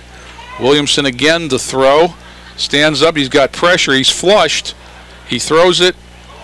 You can't do that in high school football, son. He's been watching too much Sunday football, yeah. He tried to get outside the tackle box and throw it, and that's not a high school rule. You have to have an eligible receiver in the area. Well, and then part 2 of that is if it is an eligible rule, it's got to go it's got to go past the line of scrimmage, and that did not. So this is going to be intentional grounding on Williamson, which is going to be a loss of 11 more. Back to the 10 is where the flag is. And I think and that's the loss of down. So it's going to be 4th and a lot from the 10.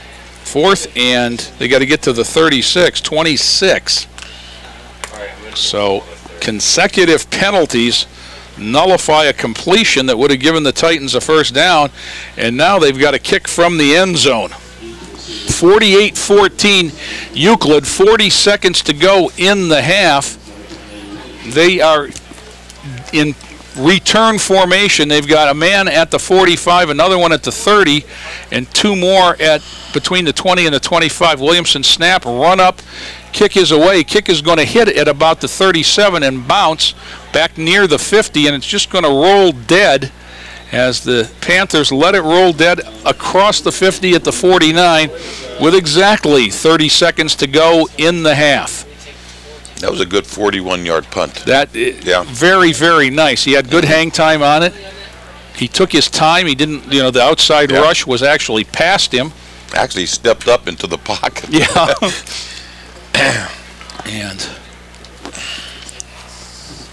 Euclid out over the ball. That's the Ryshawn Johnson, the starting quarterback, still on the field. Juwan Ford, he was out for a couple of series. This is Ford. The bowling ball across the 50 down to the 45 and maybe a little bit more. Clock ticking now under 20 seconds to go, and that might do it for the half, as the quarterback, who's always the first to know, has started toward the locker room. And Coach Gibbons leads the rest of the team across the field. The clock will run out. At the half, Euclid all over Lorain, 48-14. Back with the Titan Band right after this timeout. They've stormed beaches and freed countries. They've raised our flag and our hope. They've been called leathernecks. They've been called devil dogs. But above all, they're called Marines.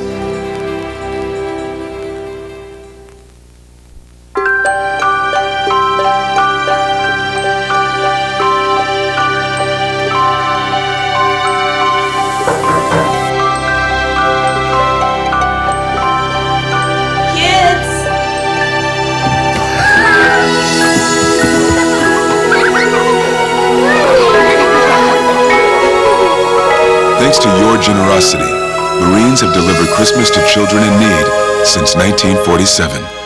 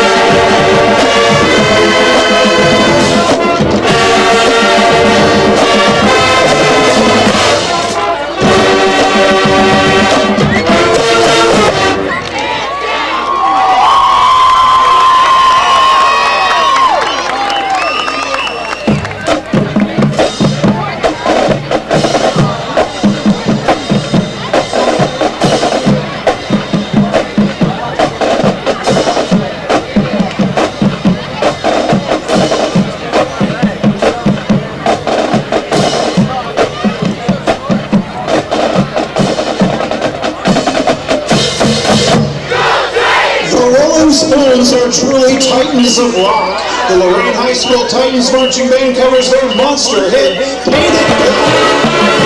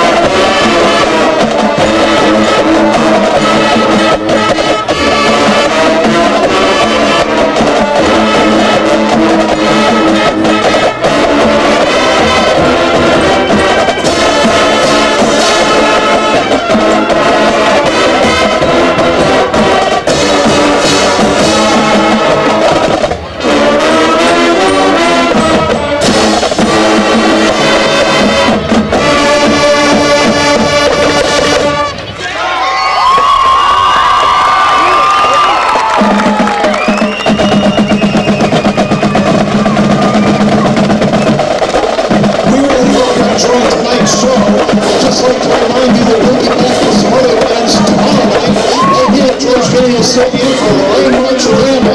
The show starts at 7 p.m. Admission at the door is $45. So great evening of music, lunch, and fun and enjoyment for everybody.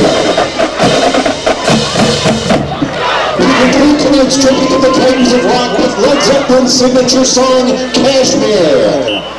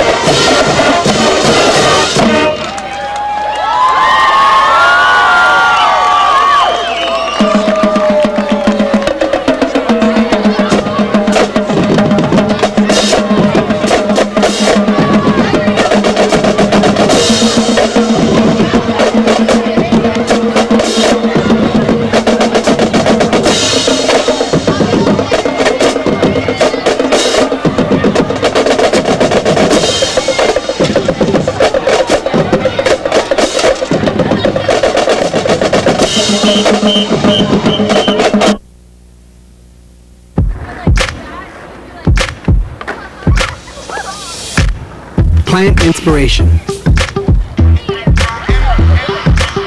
Provide youth with the creative tools and skills to cultivate it. And you'll be amazed at what can grow. Adobe Youth Voices in the Peapod Foundation. Learn more at plantandinspire.org. Come on, buddy. Let's go. Dad, did you ever do drugs?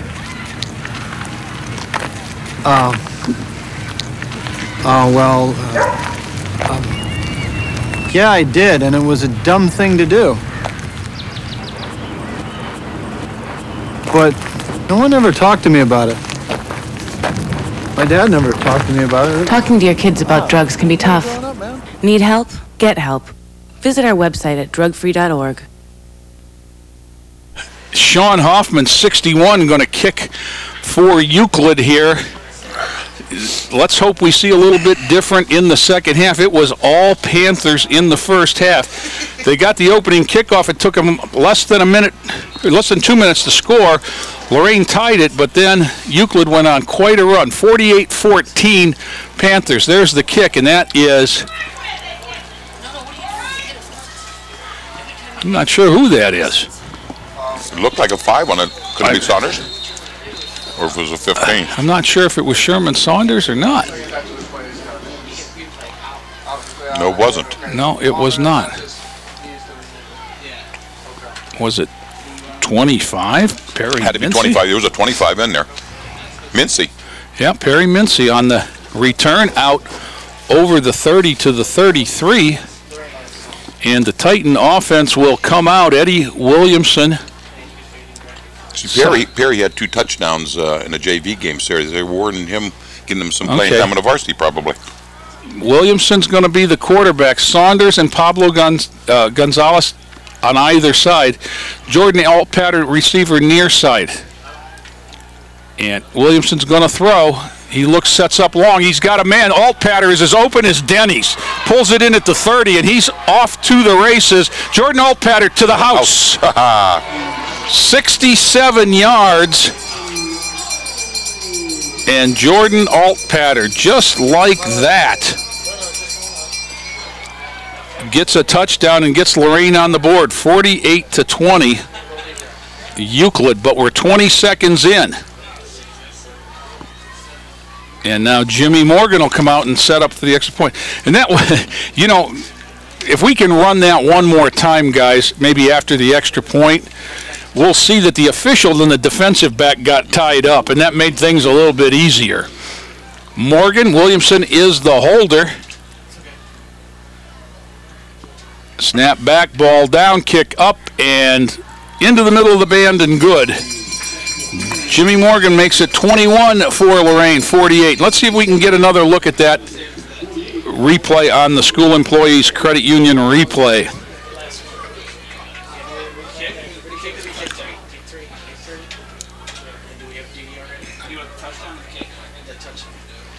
They're queuing that up. Well, that's how you drew it up in the locker room. Fellas, we're going to come out. First play of the game, we're going to score. First play of the half, we're going to score. Here it is again, and you'll see right there the back went down as he backpedaled into the official who ran with Altpatter into the end zone. Altpatter got a chance to use the All-Ohio speed that he has. Well, you see the defensive back was closing in on him, but all of a sudden... That was because he was letting up. he kicked it into second gear. You know, that's those now, Tom, when you go to the bigger stadiums when they've got the replay board in the end zone. The guy's watching the replay board to see how close people are behind him. Jimmy Morgan going to kick. Again, Euclid expecting an onside kick. They've got 10 guys within 20 yards, and there's the directional kick that's going to go out of bounds again. That one to Coach Wilt on the sidelines, and we'll mark it at the 35. They started the 35 a lot of times this game. 4 times maybe? Yeah, it's been a bunch. Now can they get a stop and start playing some offense?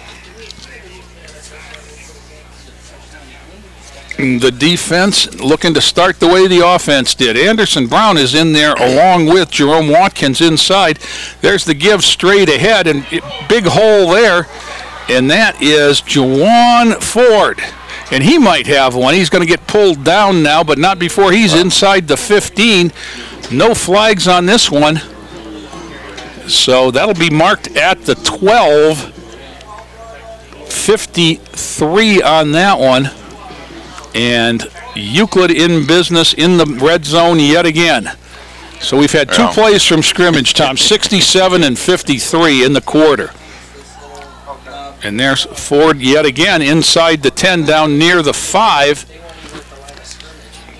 I can see why he ran so well. Look at the big lineman he was following. I can't get a number on him. 78, I think. Or 71 maybe. Trying to find the roster with the... Right here. 6'3", 310? Yeah. Straight ahead, that's King. He's down to the 4.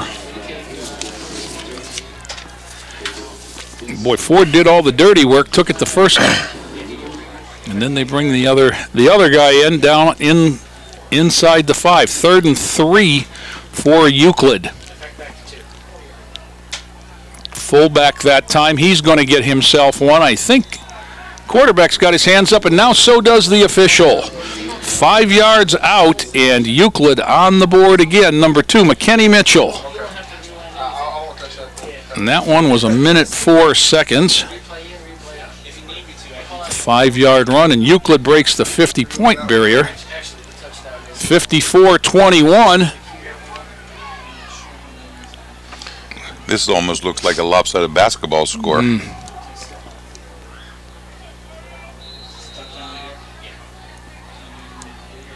Euclid set for the extra point. Now this is to Tortorisi. Snap, spot, kick. He's got that one. And it's good. 55 for Euclid, 21 for Lorain. We've had 11 touchdowns, and we've played 1.5 minutes of the second half. You know, a few weeks ago, Tom, I was down in West Virginia to see my favorite college team play Baylor, and it ended up 70-63. And we were laughing seeing 19 touchdowns in that game, and it took 4.5 hours.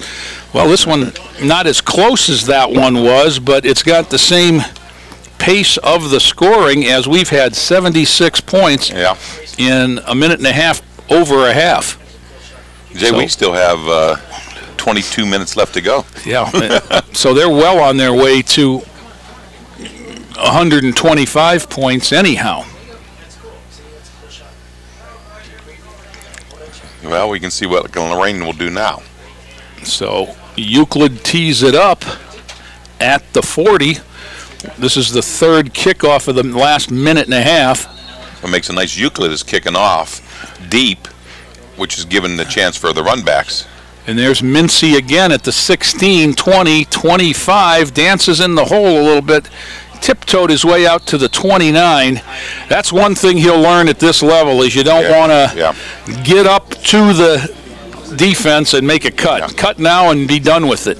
Yeah, slash. You got to run with a slash, we always said. Ball spotted at the 29, 1st and 10. Exactly the way the first half started, each team scoring on their first possession. Not quite as quickly, and it was Euclid then Lorain, but Williamson back out for his second play of the second half. The first one covered 67 yards and ended in the south end zone. Going to run the option, and this is Sherman Saunders, makes a nice play. 5-10, first down, cut back out across the 45 to the 47. Let's give Sherman Saunders 18 on that carry. Credit Eddie Williamson, who's becoming very adept at reading that option pitch. Here it is. He reads the end and gets it out to Saunders. Saunders got good blocking downfield. Who we got down there now? Is that Hyatt? Yeah. Go ahead. Starting the second half, one of the things I've been really impressed with is this Lorain offense not giving up. They're playing as hard as ever, even after a long first half that didn't go their way. A definite positive coming out of this game. Very good, and there's another nice first down pickup. Saunders got 6 yards there off right tackle. Tom, at some point we got to stop them. That's the big key. Yeah, that is. That is. Even if your offense is moving the ball, you still got to stop them if you want to get back into the game. If you start subtracting, you're down 5 scores. Yeah. Williamson's got Saunders and Gonzalez to his left and right. Fakes it, wants to throw. He's got Pablo on the swing. 40, first down, 35 and more. Pablo Gonzalez pulled down at the 34-yard line there. 14 yards on that one.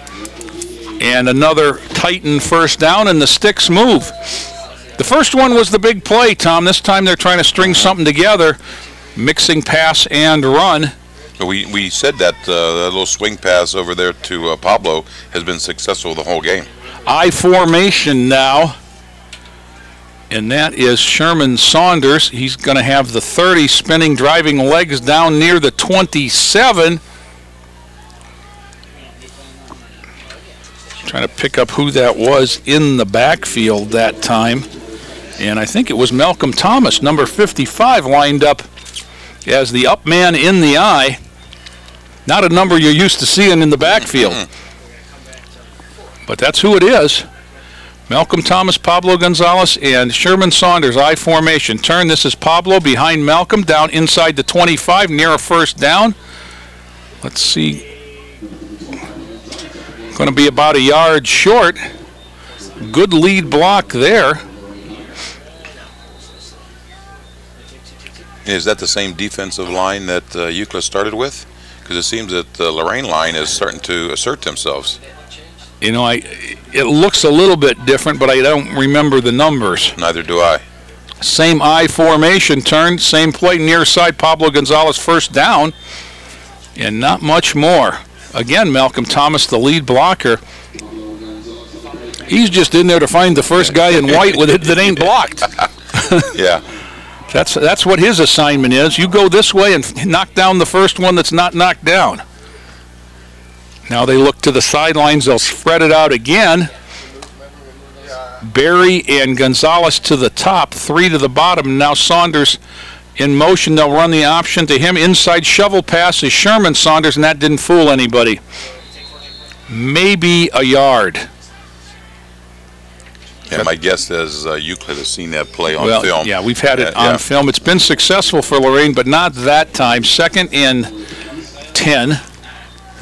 The beauty of the play is if it hits the ground, it's a pass, not a fumble. Williamson's in the backfield. Sherman Saunders, Pablo Gonzalez to his left. Now Pablo in the backfield. There's the same play, different, same result, but just the other direction. Sherman Saunders he's gonna wave that one off the next time because he's gotten stood up and popped both times.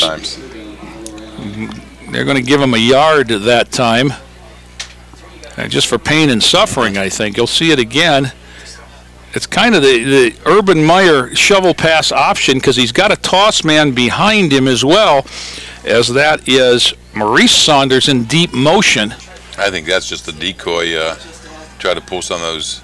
Williamson in trouble, pulled down by the shirt, lost there on the sack, back to the 28. And we got another Titan lineman down.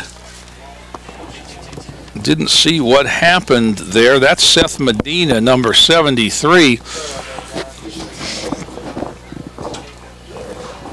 Down, he is the guard on the near side. And while they tend to big Seth, we'll take time to remind people that are employed by or retired from Lorain City Schools, don't be penalized with low interest rates on your investments. Step up in the pocket and pass your funds to Lorain School Employees Credit Union. We will tackle the competition so you win the financial game of interest. Choose a certificate of deposit and let your APY score the max. Give us a call, 282-4600. Well, we're waiting for the injury. I had an interesting little thing happen at halftime. I went down, and the officiating crew out there are also a lot of wrestling officials, buddies of mine. So I stopped in the locker room, talked to him. The head referee out there with the white hat on was a replacement official, and he said he did 7 games. Oh, in the NFL? In the NFL. And he said his crew was awarded the fact that they didn't screw up as many times as all the other replacements did. But he said they got a nice accommodation from the NFL for the job they did. Oh, that's kind of neat. Did he take a shot in the first half? We saw him the one time with the. Was he the one that was down? I can't remember. Okay. He was walking back to his position. He looked like he had a Kleenex or gauze or something up. They were kidding him about him. I can't tell you all the details. Okay. They were talking about it out in the locker room. But that's what that was about. 4th and 14 for Lorain. They'll go. Williamson to throw. Steps up. Looks long. Rashad Berry out there. Whoa. Rashad played defense and broke that one up in the end zone as it was a little bit underthrown. Had it been intercepted, they'd have got it at the 20. They'll get it now instead at the 28-yard line. 1st and 10 Euclid as they hold and turn it over. Williamson knew where he wanted to go with this one. He had the one-on-one coverage he wanted. He set it out there, and just Rashad could just never get to the inside. It was a nice defensive play. It was beautiful defensive play. It was well covered all the way by Euclid. You know, you're in game 8 now. You're not. You know, people have seen you on tape more than once because they see you when they see in other teams as well. That's the backup quarterback handing off to Melvin King for a couple. Number 6, Kenny Davidson, is back in at quarterback. He had several series in the first half before Johnson came back in to run the clock series at the end of the half. I see there's 2 new tailbacks in there this time. Yep. There's the fake, and he's going to hold the ball. There's a flag behind the play as Malcolm Thomas runs that one down. The quarterback keeper by Davidson, but that was thrown like it was an illegal block. Usually behind there. And that's what it was. Yep. So that gain will be nullified, and they'll walk 10 from that spot.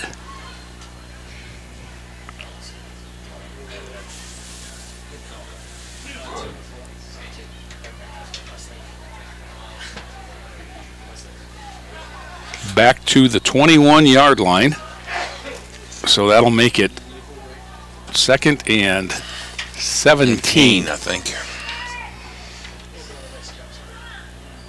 They're going to throw the quick out, complete, and nobody there. Just gets about 4 or 5 on his own, does the receiver. Chris Penny finally wrestles him to the ground along with Anderson Brown.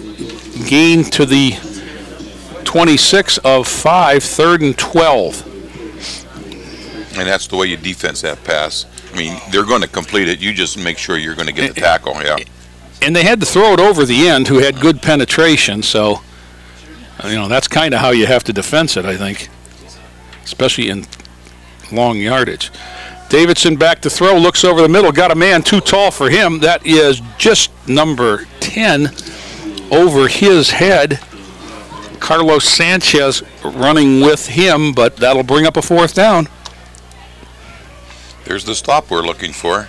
Now we got to generate a little bit of offense. How about a special teams play here?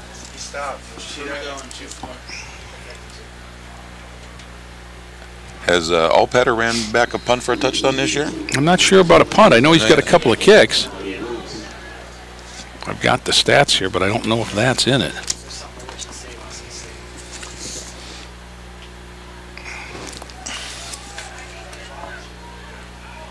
Picked up there and coming back, but there's a flag on the play. Chris Penny's got it inside the 40. That just looked all kinds of weird.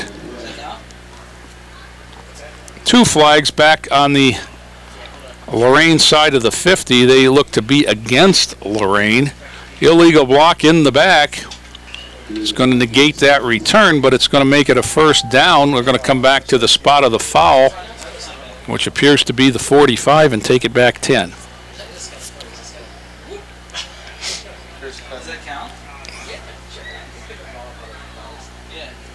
Penny picked it up on the hop. He was very alert, trying to make that big play, and just sometimes when you surprise your teammates when you do that, Tom. Exactly. Ball on the 36 now. Williamson brings them out. 4 first-half turnovers for the Titans. Kind of took the mystery out of this one early. Well, Euclid's had 4 starts from the same exact positions. So see what Lorain can do. Williamson fakes the toss, going to keep, and they were waiting for that. There's a lot of bodies here. The Euclid defense has flowed to the ball well, no? They have. And I don't know. And I can tell you why I think so. I'm a numerologist, and I don't see any numbers in the 50s, 60s, 70s down there. They're I see a 90 is the one odd number I see up there. Maybe that's a 55 at the other defensive tackle. Okay, they got 155. All the rest look like specialty people. Speed and agility. Toss to Saunders, trying to get to the corner, not going to get there. Ducks the tackle, gets back to the line of scrimmage, and not much more. See, that's the speed of the defense. You can't get outside them because they can outrun you. And pursuit angles, they pursue very, very well. And quite honestly, from what I recall of that game, at the end of last season, that was not the strength of the Euclid defense, as I recall the Lorain offense time and again getting outside. 3rd and 8 now for Williamson and the Titan offense. 3:05 to go for 3rd quarter. He rolls, being chased, tipped up and picked. Interception number 2, and that is 32. Daylon Craven, who has the ball inside the 45, just didn't get it over the linebacker. Tackled by Charlton. As we'll see if we get another look. I thought Allpatter was wide open, and I think he was. I don't think he saw the linebacker and didn't get it over his head. Here it is. Williamson rolls. I think it was Allpatter, or is that Barry on the inside? Yeah. But, it was Allpatter. He did a stop and turned around, but the linebacker got in the passing lane. Motion for Euclid, just gets the ball on the jet sweep, turns the corner, got a couple, and not much more. Rashad Berry, Aaron Neal, Malcolm Thomas on the tackle. 2nd and 8. 2:35, clock ticking.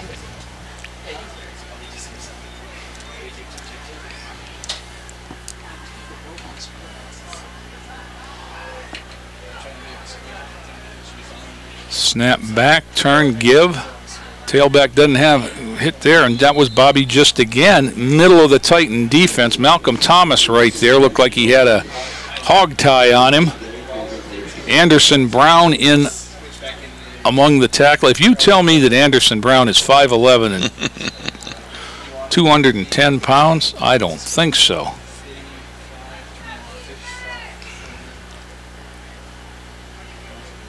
There's the snap. Quarterback keep this time. Outside, short of the first down. Ball loose. Titan picked it up. Malcolm Thomas has got the football. Picked it up out of the air. And Lorain picks up the second Euclid turnover. He was going to be close to the first down, Tom. Yes. And I didn't see who knocked it loose, but it popped right to Malcolm. We'll get a look here. Here comes Davidson. Ball in the wrong hand. I noticed that earlier. That was helmet on ball. And Malcolm Thomas went down and picked it off down around his shoe tops and brought it back to the 38. So the Lorain defense gets another one. Well, now we've got to capitalize. And we had the first play of the second half was a touchdown for Lorain. Now they run that short motion with Malcolm Thomas. Williamson rolls. Pablo Gonzalez dropped it. He just got 2 turned around, and in his backpedaling, trying to keep his balance, the ball slipped through. It's not exactly like that little flare that he usually catches. That usually is ahead of him at a full head of steam. So 2nd and 10 for the Titans.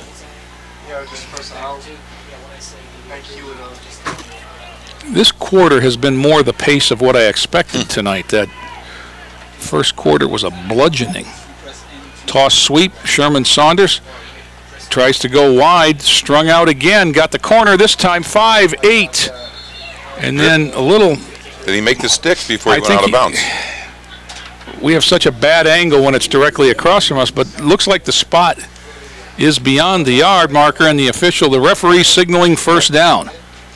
So that one didn't look like much here. He bounced it once, and then he bounces it again, and he gets the corner, lowers the shoulder, and does get past the stick. Nice run there, 49-yard line for Sherman. I see how he made the first down. He spun a little bit and finished the run positively. Minute 12 to go, third quarter. Titans on the move. 1st and 10. Saunders again over the 50 and maybe a couple. Now he pushes the pile forward, and the whistle hadn't blown. Going to finish that one off for about 4. 2nd and 6.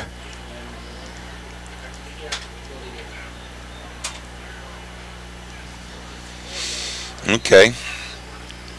Now you're on the Euclid side of the 50. This quarter's running down. 55-21. Euclid in control since the first quarter of this one. But Lorain looking to something to build on. I'm not sure what that was. That just looked bad from the beginning. I think they wanted to run like the Fumble-Rooski. Because ending up with the ball that time was Giovante Thomas. He's the center. Okay, so I was thinking he was still at guard, but he's now moved to the center, so he just didn't snap. Everybody moved but him. That's why he ended up with the ball in his hand. You know, we don't know whose fault that is, but when 10 move and 1 doesn't, I can guess. We know whose fault it'll be on the film tomorrow.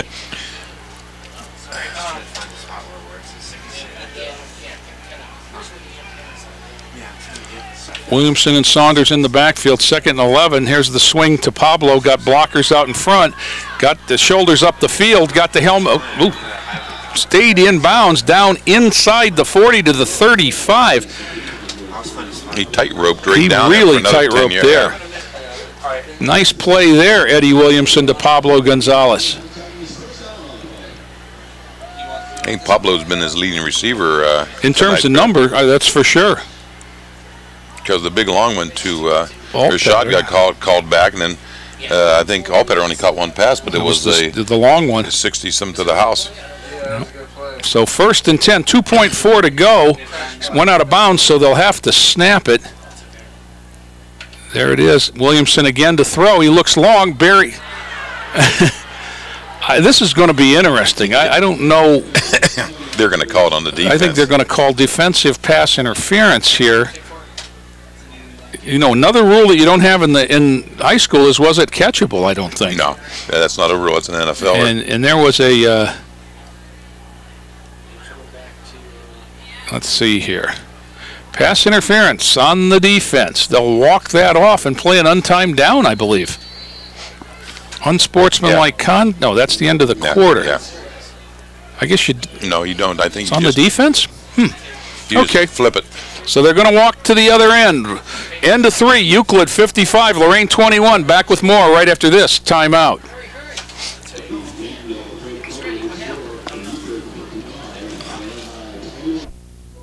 Sports are great for a kid's body. Steroids aren't. They can ruin tendons in legs and arms. Steroids can stunt bone growth and increase the chances of liver cancer, heart attack, and stroke. Steroids don't make great athletes. They destroy them. Talk to your kids. Need help? Get help. Visit drugfree.org. 1st and 10 from Lorain at the 20 of Euclid as we begin 4th quarter action. Panthers on top, 55-21. Eddie Williamson takes the snap, fakes to Sherman Saunders, rolls, throws now. He had Pablo Gonzalez too wide for him, and that's the tough one because he's right-handed rolling left, Tom. Yeah, and Rashad Berry was a little deeper than him, and he had 3 men covering him. I mean, the whole backfield just drifted with Rashad. Euclid has studied their films. Yeah, and the guy that broke it up was the pressure man, because Eddie needs to get the shoulders square there, and he just didn't have time. Saunders is out here with double coverage, and that's the quarterback draw. One of the linemen doubles back and pulls Eddie down by the crown of the hat after a gain of a couple. That was a big 90 we talked about. Yeah. Going to be 3rd and 8. Ball on the 18. Again, I would think we are in 4-down territory. Titans went the last time and didn't pick it up on a throw into the end zone, but then they turned Euclid over, which is how we got where we are. Williamson tossed Sherman Saunders. He's going to be met behind the 20, going to loss of about 4 when they unpile. And there's proof that when they go in at halftime, coaches do talk about how they're going to stop certain plays. And yeah, I was going to say they've seen that enough to have the look down. And that's been the only way Lorain's been able to successfully get the corner. 4th and 12, 10:48 to go, clock ticking. Coach Solis looking to signal in a play. Doesn't appear to be in any hurry. I don't know if he's going to let it run down and take a timeout, maybe. Are we in field goal range? And they're going to take a timeout, Lorain. 10:28 to go. I think it was just let's burn a few and then let's call timeout until it's 4th down. Let's talk about it. One more time to thank our food vendors that help us out up here in the press box. Mutt and Jeff's, Happy's Pizza, and Scorchers. Great job, people, and especially a special thank you to Kathy Kelly for making sure it all gets done out of that athletic department office.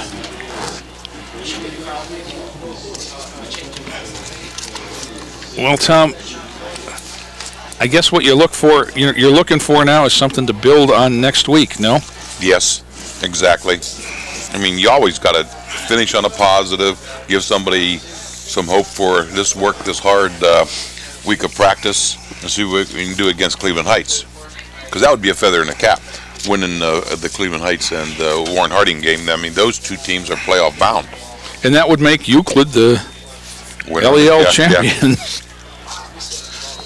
55-21, 4th down, call it 12 yards for Lorain at the 22. Williamson rolls to his right. Flood of receivers out there, goes long. He's wide open and making a leaping catch in the end zone. Is that Rashad Berry? No, he's too short. No, that's number 4, Maurice Saunders. To the house for the first time this year. Maurice gets behind the defense. And nice throw by Eddie Williamson, and here it is. Let's see where he comes from. I think he's the middle of the 3 receivers. And, yep, and they just turned him loose. The safety stopped and took the outside player, and Maurice got all alone in the corner of the end zone. Eddie Williamson found him from 22, and that kick just never looked good. The snap and the spot were off, and then the kick was off. So a missed extra point for the Titans won't figure into the result, but 27 for Lorain now, 55 for Euclid with 10:21 to go in the 4th quarter, and we've gone over a quarter without a touchdown. And Eddie Williamson, his yard total is going to be impressive again. But a couple of interceptions are going to mar the slate on this one. As we take a look here, Williamson on the season had 12 interceptions going in. So in week 8 now he's picked up a couple more, 14. Here it is again. And you'll watch the defensive backs. The stop and go, and everybody stopped except Maurice Saunders, who went. I mentioned watching films, and they had Alpatter and Barry out there, and that's who they're keying on. And you sneak somebody else out who they weren't suspecting. That's Maurice Saunders' first catch on the year, according to my stat sheet. Jimmy Morgan will kick again from the 40.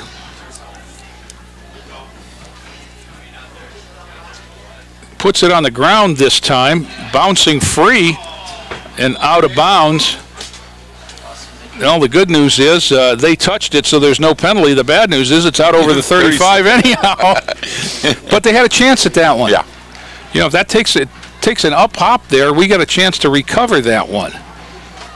You mentioned the West Virginia game. I was watching the West Virginia game just played recently when they were going to onside against West Virginia. Yeah. And he talked about if it takes the big bounce, the defending team is still allowed to fair catch it. You can fair catch it off one hop now because they were getting people were getting obliterated.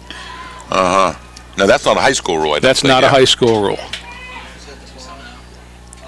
Euclid will scrimmage from the 38, 1st and 10. Davidson hands off, hitting the backfield for a loss. That is Cameron Cummings, number 20. Tackled by Aaron Neal. Now, that was the first time I think they stopped one of the Euclid tailbacks for a loss. And, you know, you talk about film study.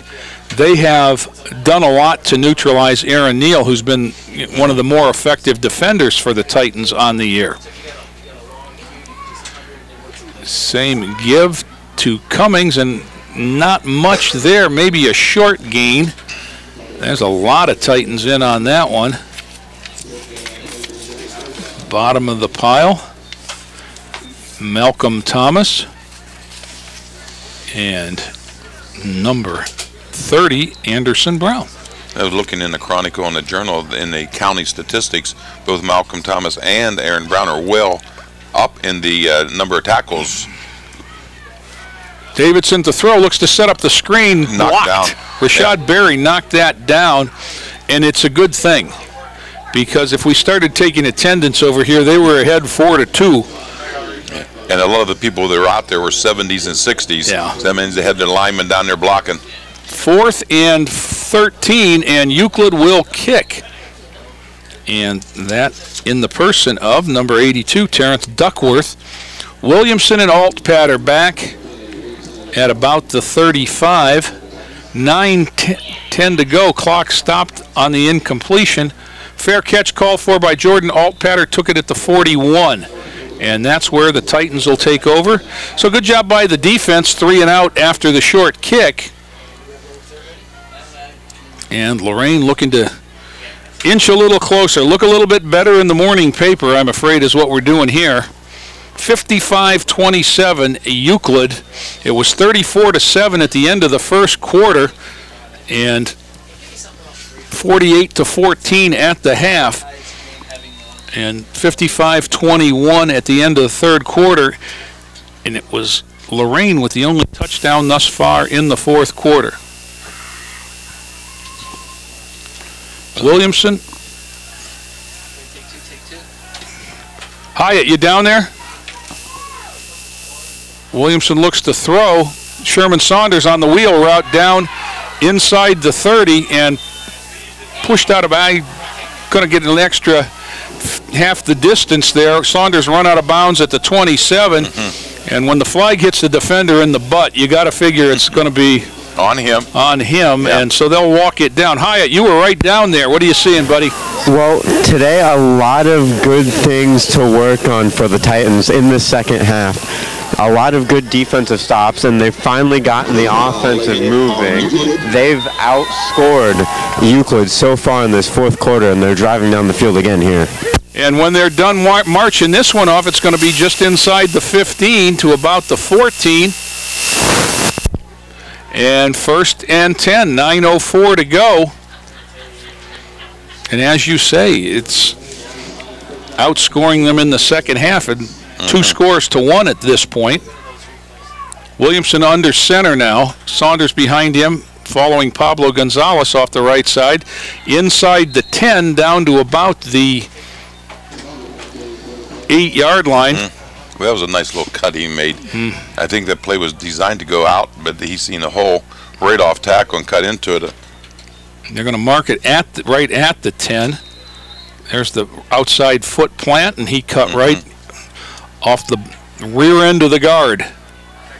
Unbalanced line to the left. Pablo Gonzalez also over there as an up back, and they follow him that way.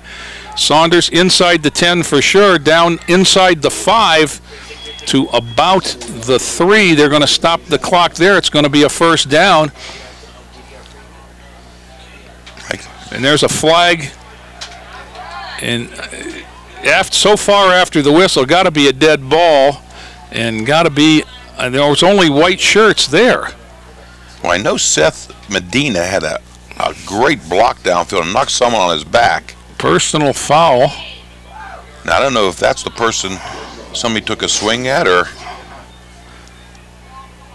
There's somebody that's making that jog over to the Euclid sideline, and Coach Gibbons is waiting for him, and he's going to say it's 55-27.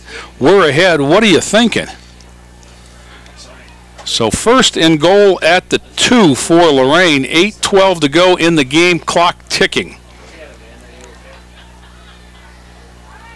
Williamson, he's got Malcolm Thomas in front of Sherman Saunders. Unbalanced line to the right. Turn. Sherman, head down, lowers the shoulder, hits the hole, spins. He's in the house. Sherman Saunders, 2 yards. You remember talking about this in the when we were playing in the daylight, the Avon and Avon Lake game, keeping his feet driving, and that's exactly what happened. He got stopped on the first hit on the 3-yard line. He drove him into the end zone. Hyatt, as they line up for the extra point, can you hear me, guy? Yeah, I can hear you. What could you tell what might have happened on that penalty? It just looks like some extra pushing and shoving after the play, maybe some talking down on the field, and the referees have been giving warnings all day long. They've finally decided to start calling those penalties as they should be. Lining up and going for 2. Eddie Williamson rolls. He's going to get tossed to the turf. Ball down. Euclid can... Williamson kind of treated rather rudely there at the 15-yard line, so the conversion attempt for 2 is no good. 33 for Lorain, 55 for Euclid. 88 points in this one, and the pace has slowed down considerably, though, Tom. Well, when you hear scores, when you read the paper in the 50s to in the 30s, you knew you were in an offensive night. Yeah. And you know, Tom, we've talked about the youth of the Titans and and they've kept battling. As Hyatt said, you know, there's been a lot to build on for the following weeks in the second half of this ball game, starting with the opening play where they went 67 yards, and then, you know, a couple of nice drives the last 2 possessions. You know, and it's against mostly the 2s from Euclid. I can understand that, and I wouldn't be, you know, saying it wasn't, but still something to build on. And remembering that your quarterback and your tailback and your top wide receiver are all sophomores. Your center went out with an injury in the second quarter. You've got another starting offensive lineman over there with his leg up. Jimmy Morgan on the ground, short hopped by one of the up men who just...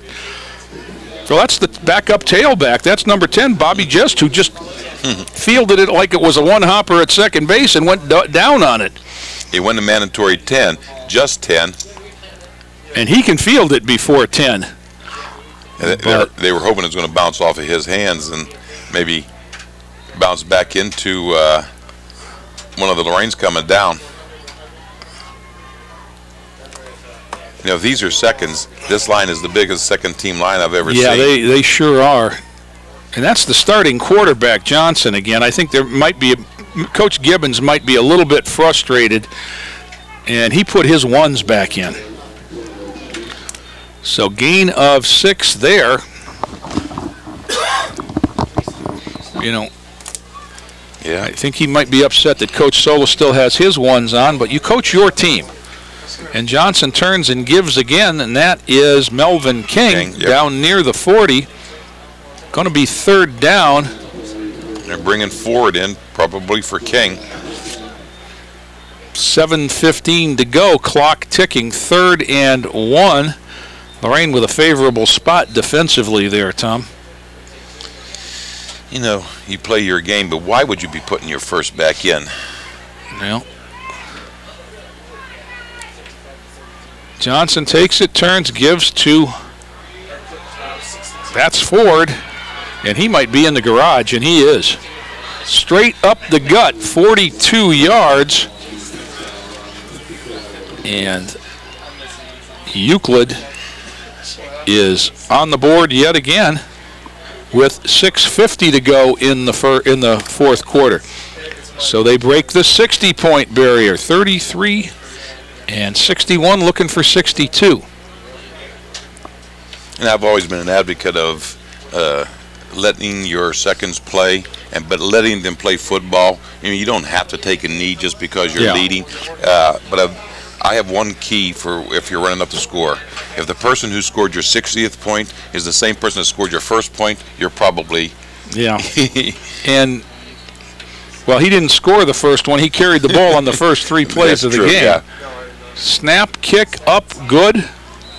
62-33, Euclid back out.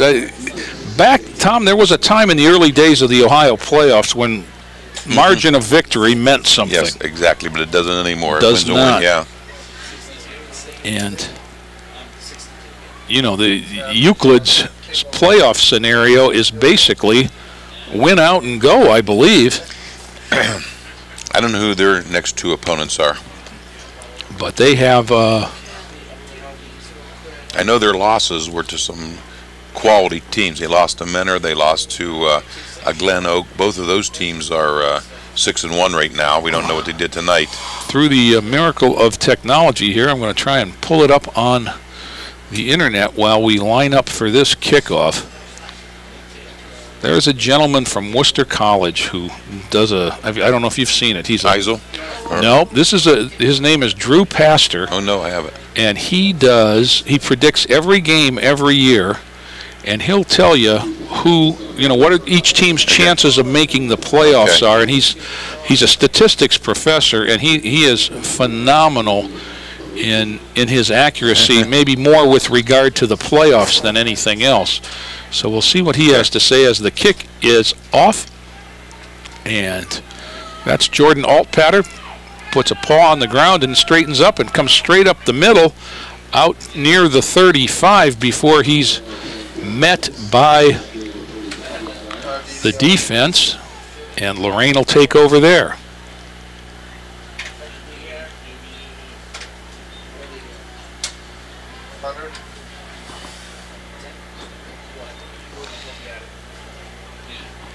Well, we got to see if we can push Lorain into the 40s. That would be a good thing.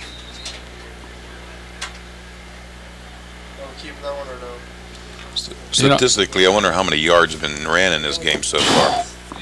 Well, the first drives were all in the 65, 75 yard range. Exactly. Williamson under center, toss to Sherman Saunders. He got the corner. He's out near the 40 and across before he's ridden down. He's got a gain of about 9. And St. Ignatius, St. Edwards, and Mentor are the top 3 teams in that region, surprisingly enough. Yeah. Willoughby South, Austintown Fitch, 4 and 5. Glenville, Warren Harding, and then North Royalton, 8. Boardman, 9. Solon. Euclid is number 11. They're 4 and 3.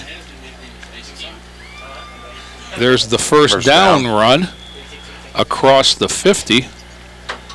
They have Maple Heights and Warrensville Heights after tonight, so it's going to be...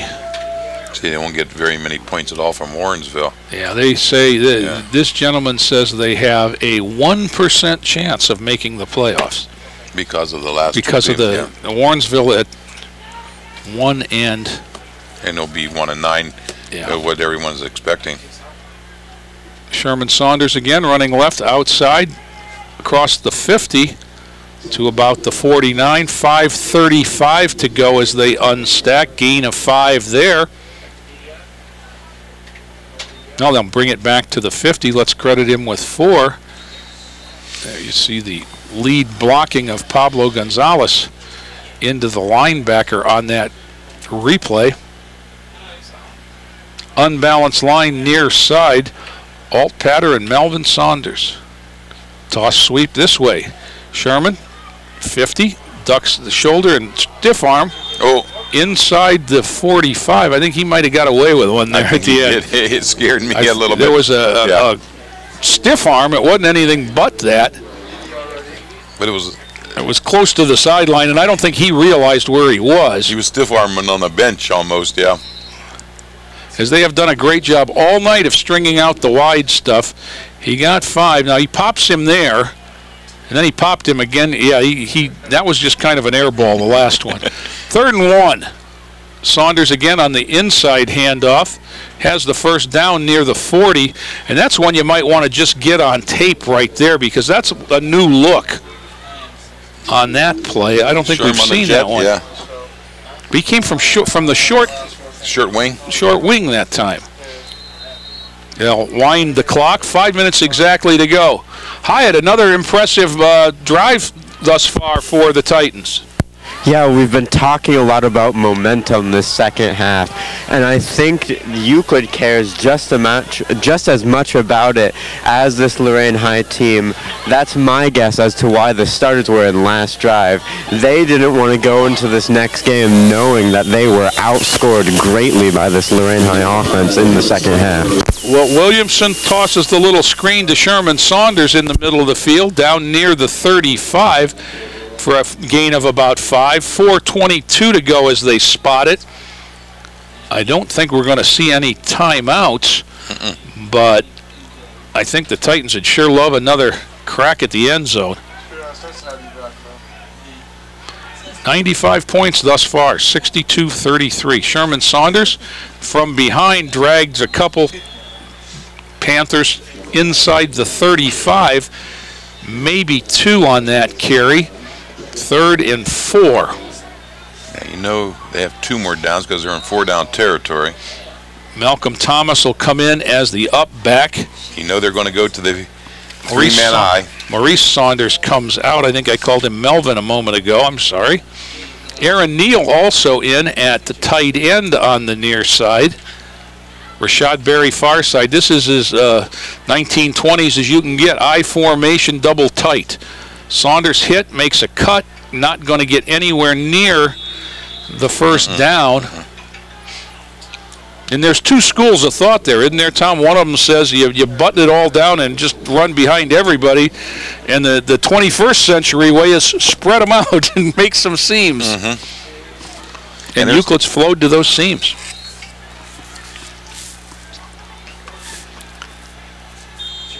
There's a whistle now, and timeout Lorain. See, some of the successful teams like Lorain, they've been bouncing back and forth, so you can't get your defense set on one thing. This Euclid defense, though, is capable of stopping just about anything Lorain can throw at them. Yeah, they've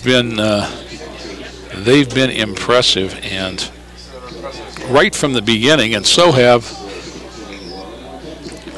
the Panthers offense. You put up 62 points. Got to be pretty much doing a lot of everything right. In the Lorain, 5 turnovers didn't help their own cause greatly tonight. Did they score every time after a turnover? They scored the first 3. I know that for a fact. And then the last 2 they have not. So 2:58 to go, 62-33. Euclid. Lorain has the ball, 4th and 4 on the Euclid 34. Euclid that's the number 1s in on defense. Double tight end. Toss. Sherman Saunders wants to throw. He's got Jordan Altpater out there who got interfered with. There's a flag, and now they're going to walk back. And, of course, the question always is, which way? As we see the end of it, now they signaled already that it's going Lorain's way. And Lorain won't get the ball down there where the interference occurred. It's 15. This is a play that went bad for the Titans to open the Bedford game.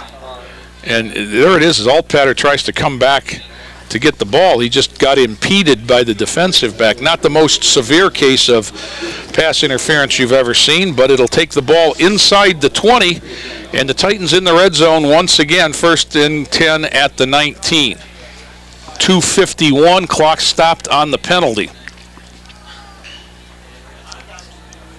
Altpater and Saunders to the near side. And Sherman Saunders is going to cut it up behind Pablo Gonzalez. Nice run down near the 10. Give him the close to the 11, we'll call it. 2nd and a couple. Long 2.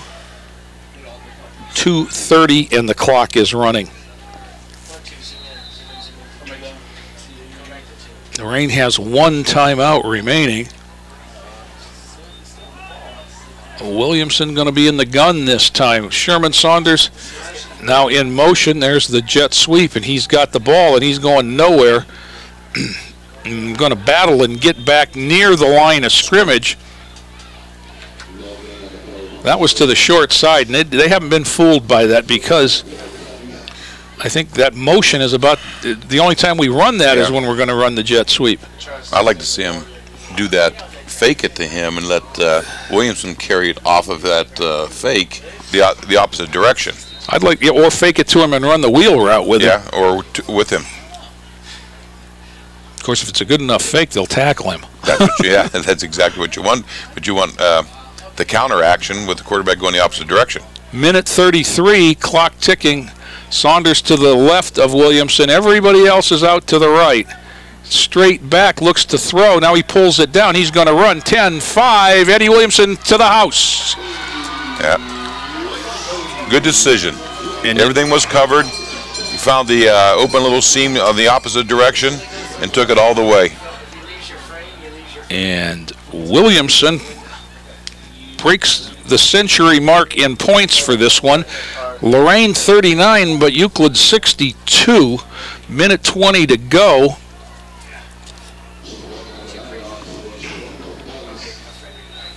And you know, you don't get to play all these well after the this point and after that point kinds of games, but it was 34-7 at the end of the first quarter. Jimmy Morgan looking for the conversion. Tough snap again, but Eddie Williamson did a great job, and Morgan got enough on it to get it over the crossbar. Yeah. 40 for Lorain, 62 Euclid. 80 seconds to go in this one, and my score sheet looks like what a mess. I'm on my 3rd column. So it'll be interesting to see what happens here, as Coach Gibbons apparently expressing dissatisfaction either with his second unit offense or with the fact that Lorain still was running the ones. Came out with his #1 offense last time and didn't take very long, 1:04 to convert a 50-yard drive for Euclid's last score. What do you think they're going to do with this last minute and 20 seconds? It'll be interesting. Of course, you usually only have one kickoff team. Oh, that's I mean, yeah. I'm seeing the same numbers out there, but that's just what happens. It's the next 11 that comes in when they get the ball back. And I see with Davidson's got his helmet on, the backup quarterback. There's the squib knocked down and going to be returned for a couple of yards. Lineman's delight. I don't know if it's a lineman. In fact, it's not. #2. Yes, it is. That's McKinney Mitchell, who is the fullback.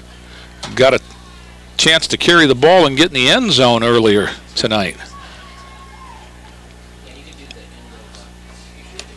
So, minute 17 as they spot it. Euclid will come out.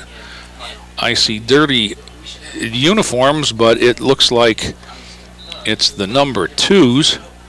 Davidson is the quarterback. Behind him, Deontay Phillips, #30, is the tailback.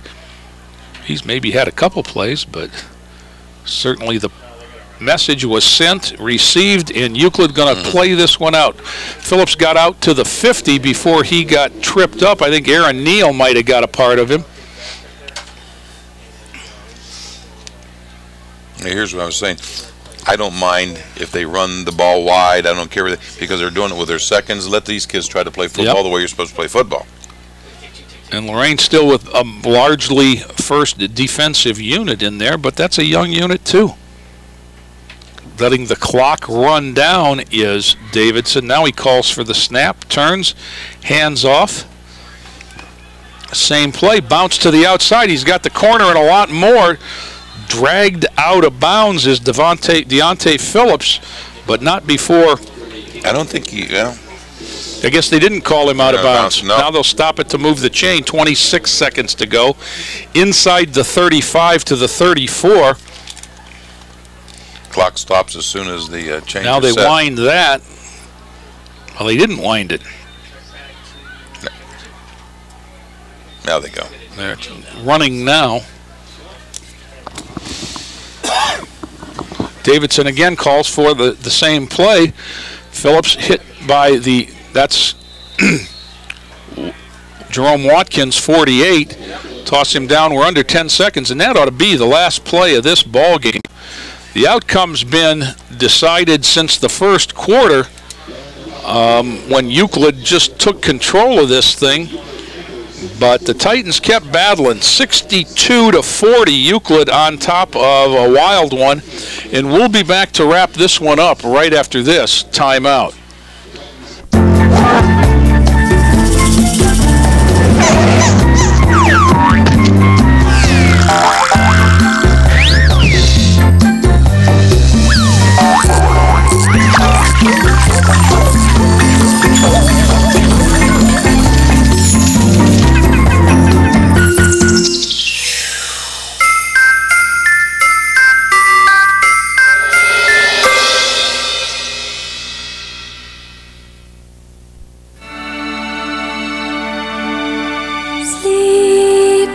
Love and peace will send thee all through the night.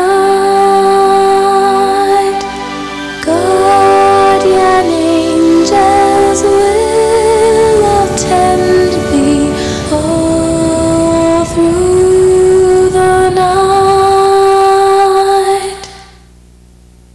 Well, Tom, there'll be a lot of basketball games this winter that don't show up with 102 at the end. But this was a wild one from the start. Euclid 62-40, and really not as close as the score might indicate, as it was Euclid from the outset. Well, Lorain scored their first series and went ahead 7-6, and I thought it was going to be a seesaw game the whole way. I just knew it was going to happen until all of a sudden you just couldn't stop the Euclid tailbacks. Well, Euclid scored on their second possession to go ahead, and then the turnover bug started. Yeah. And Lorain with 4 first-half turnovers, 3 of them resulting in touchdowns. And it was 48-14 at the half. Lorain outscored Euclid 28-14 in the second half, but not enough, 62-40. And for Lorain, 2-6 now on the year. It takes away a lot of things. It takes away any hope of being a factor in the conference race. It takes away the hope of a 500 season. And you got 2 games left against the other 2 top teams in the conference. What do you take away from this to get ready? Well, I don't know. Lorain's schedule this year was the 3 top teams in the Lorain County area, and then they end up with the 3 top teams in the LEL. Yep. They had that little middle section in there where they won a couple games, the games you're supposed to win.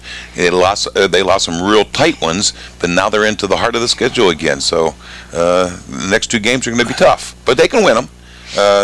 I'm sure if Cleveland Heights got beat once, they'll probably have a chance to get beat again.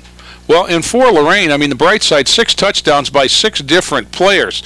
Sherman Saunders started it out in the first quarter with a 15-yard run, and then it was a long drought till Rashad Berry caught a second quarter pass from 6 yards out for the score. And then to start the third quarter, first play of the second half, Jordan Altpatter hooked up with Eddie Williamson on a 67-yard catch and run, and Lorain had their third score. Maurice Saunders, new to the lineup, first catch as a Titan resulted in a 22-yard touchdown pass on 4th down in the beginning of the fourth quarter. And then Eddie Williamson took it in from 10 yards out with 1:20 to go to round out the scoring. But there was too much Euclid in between all of that, Tom, so it was too little too late. We didn't have a staff person today, so I can't tell you how many yards Euclid did have, but I bet you it was astronomical. I'm sure it was. Well, that's about it from Lorain here tonight. 62-40, but I want to mention, besides our good buddy Joe Bach, who does all the button pushing and gets everything organized, the ladies and gentlemen of the video club, Bob Schlenbaker here tonight, too. I knew I saw him and forgot. I Thank you, Joe.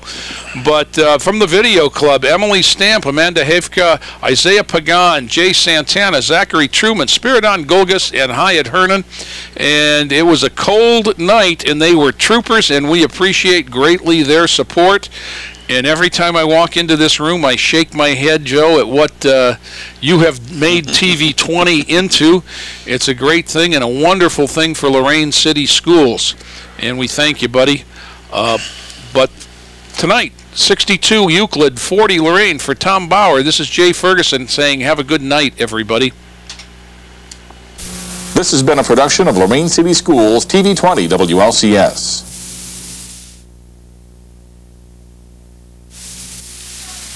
To purchase a high-quality copy of the program you just viewed, please call Lorain City Schools Television at 282-8400.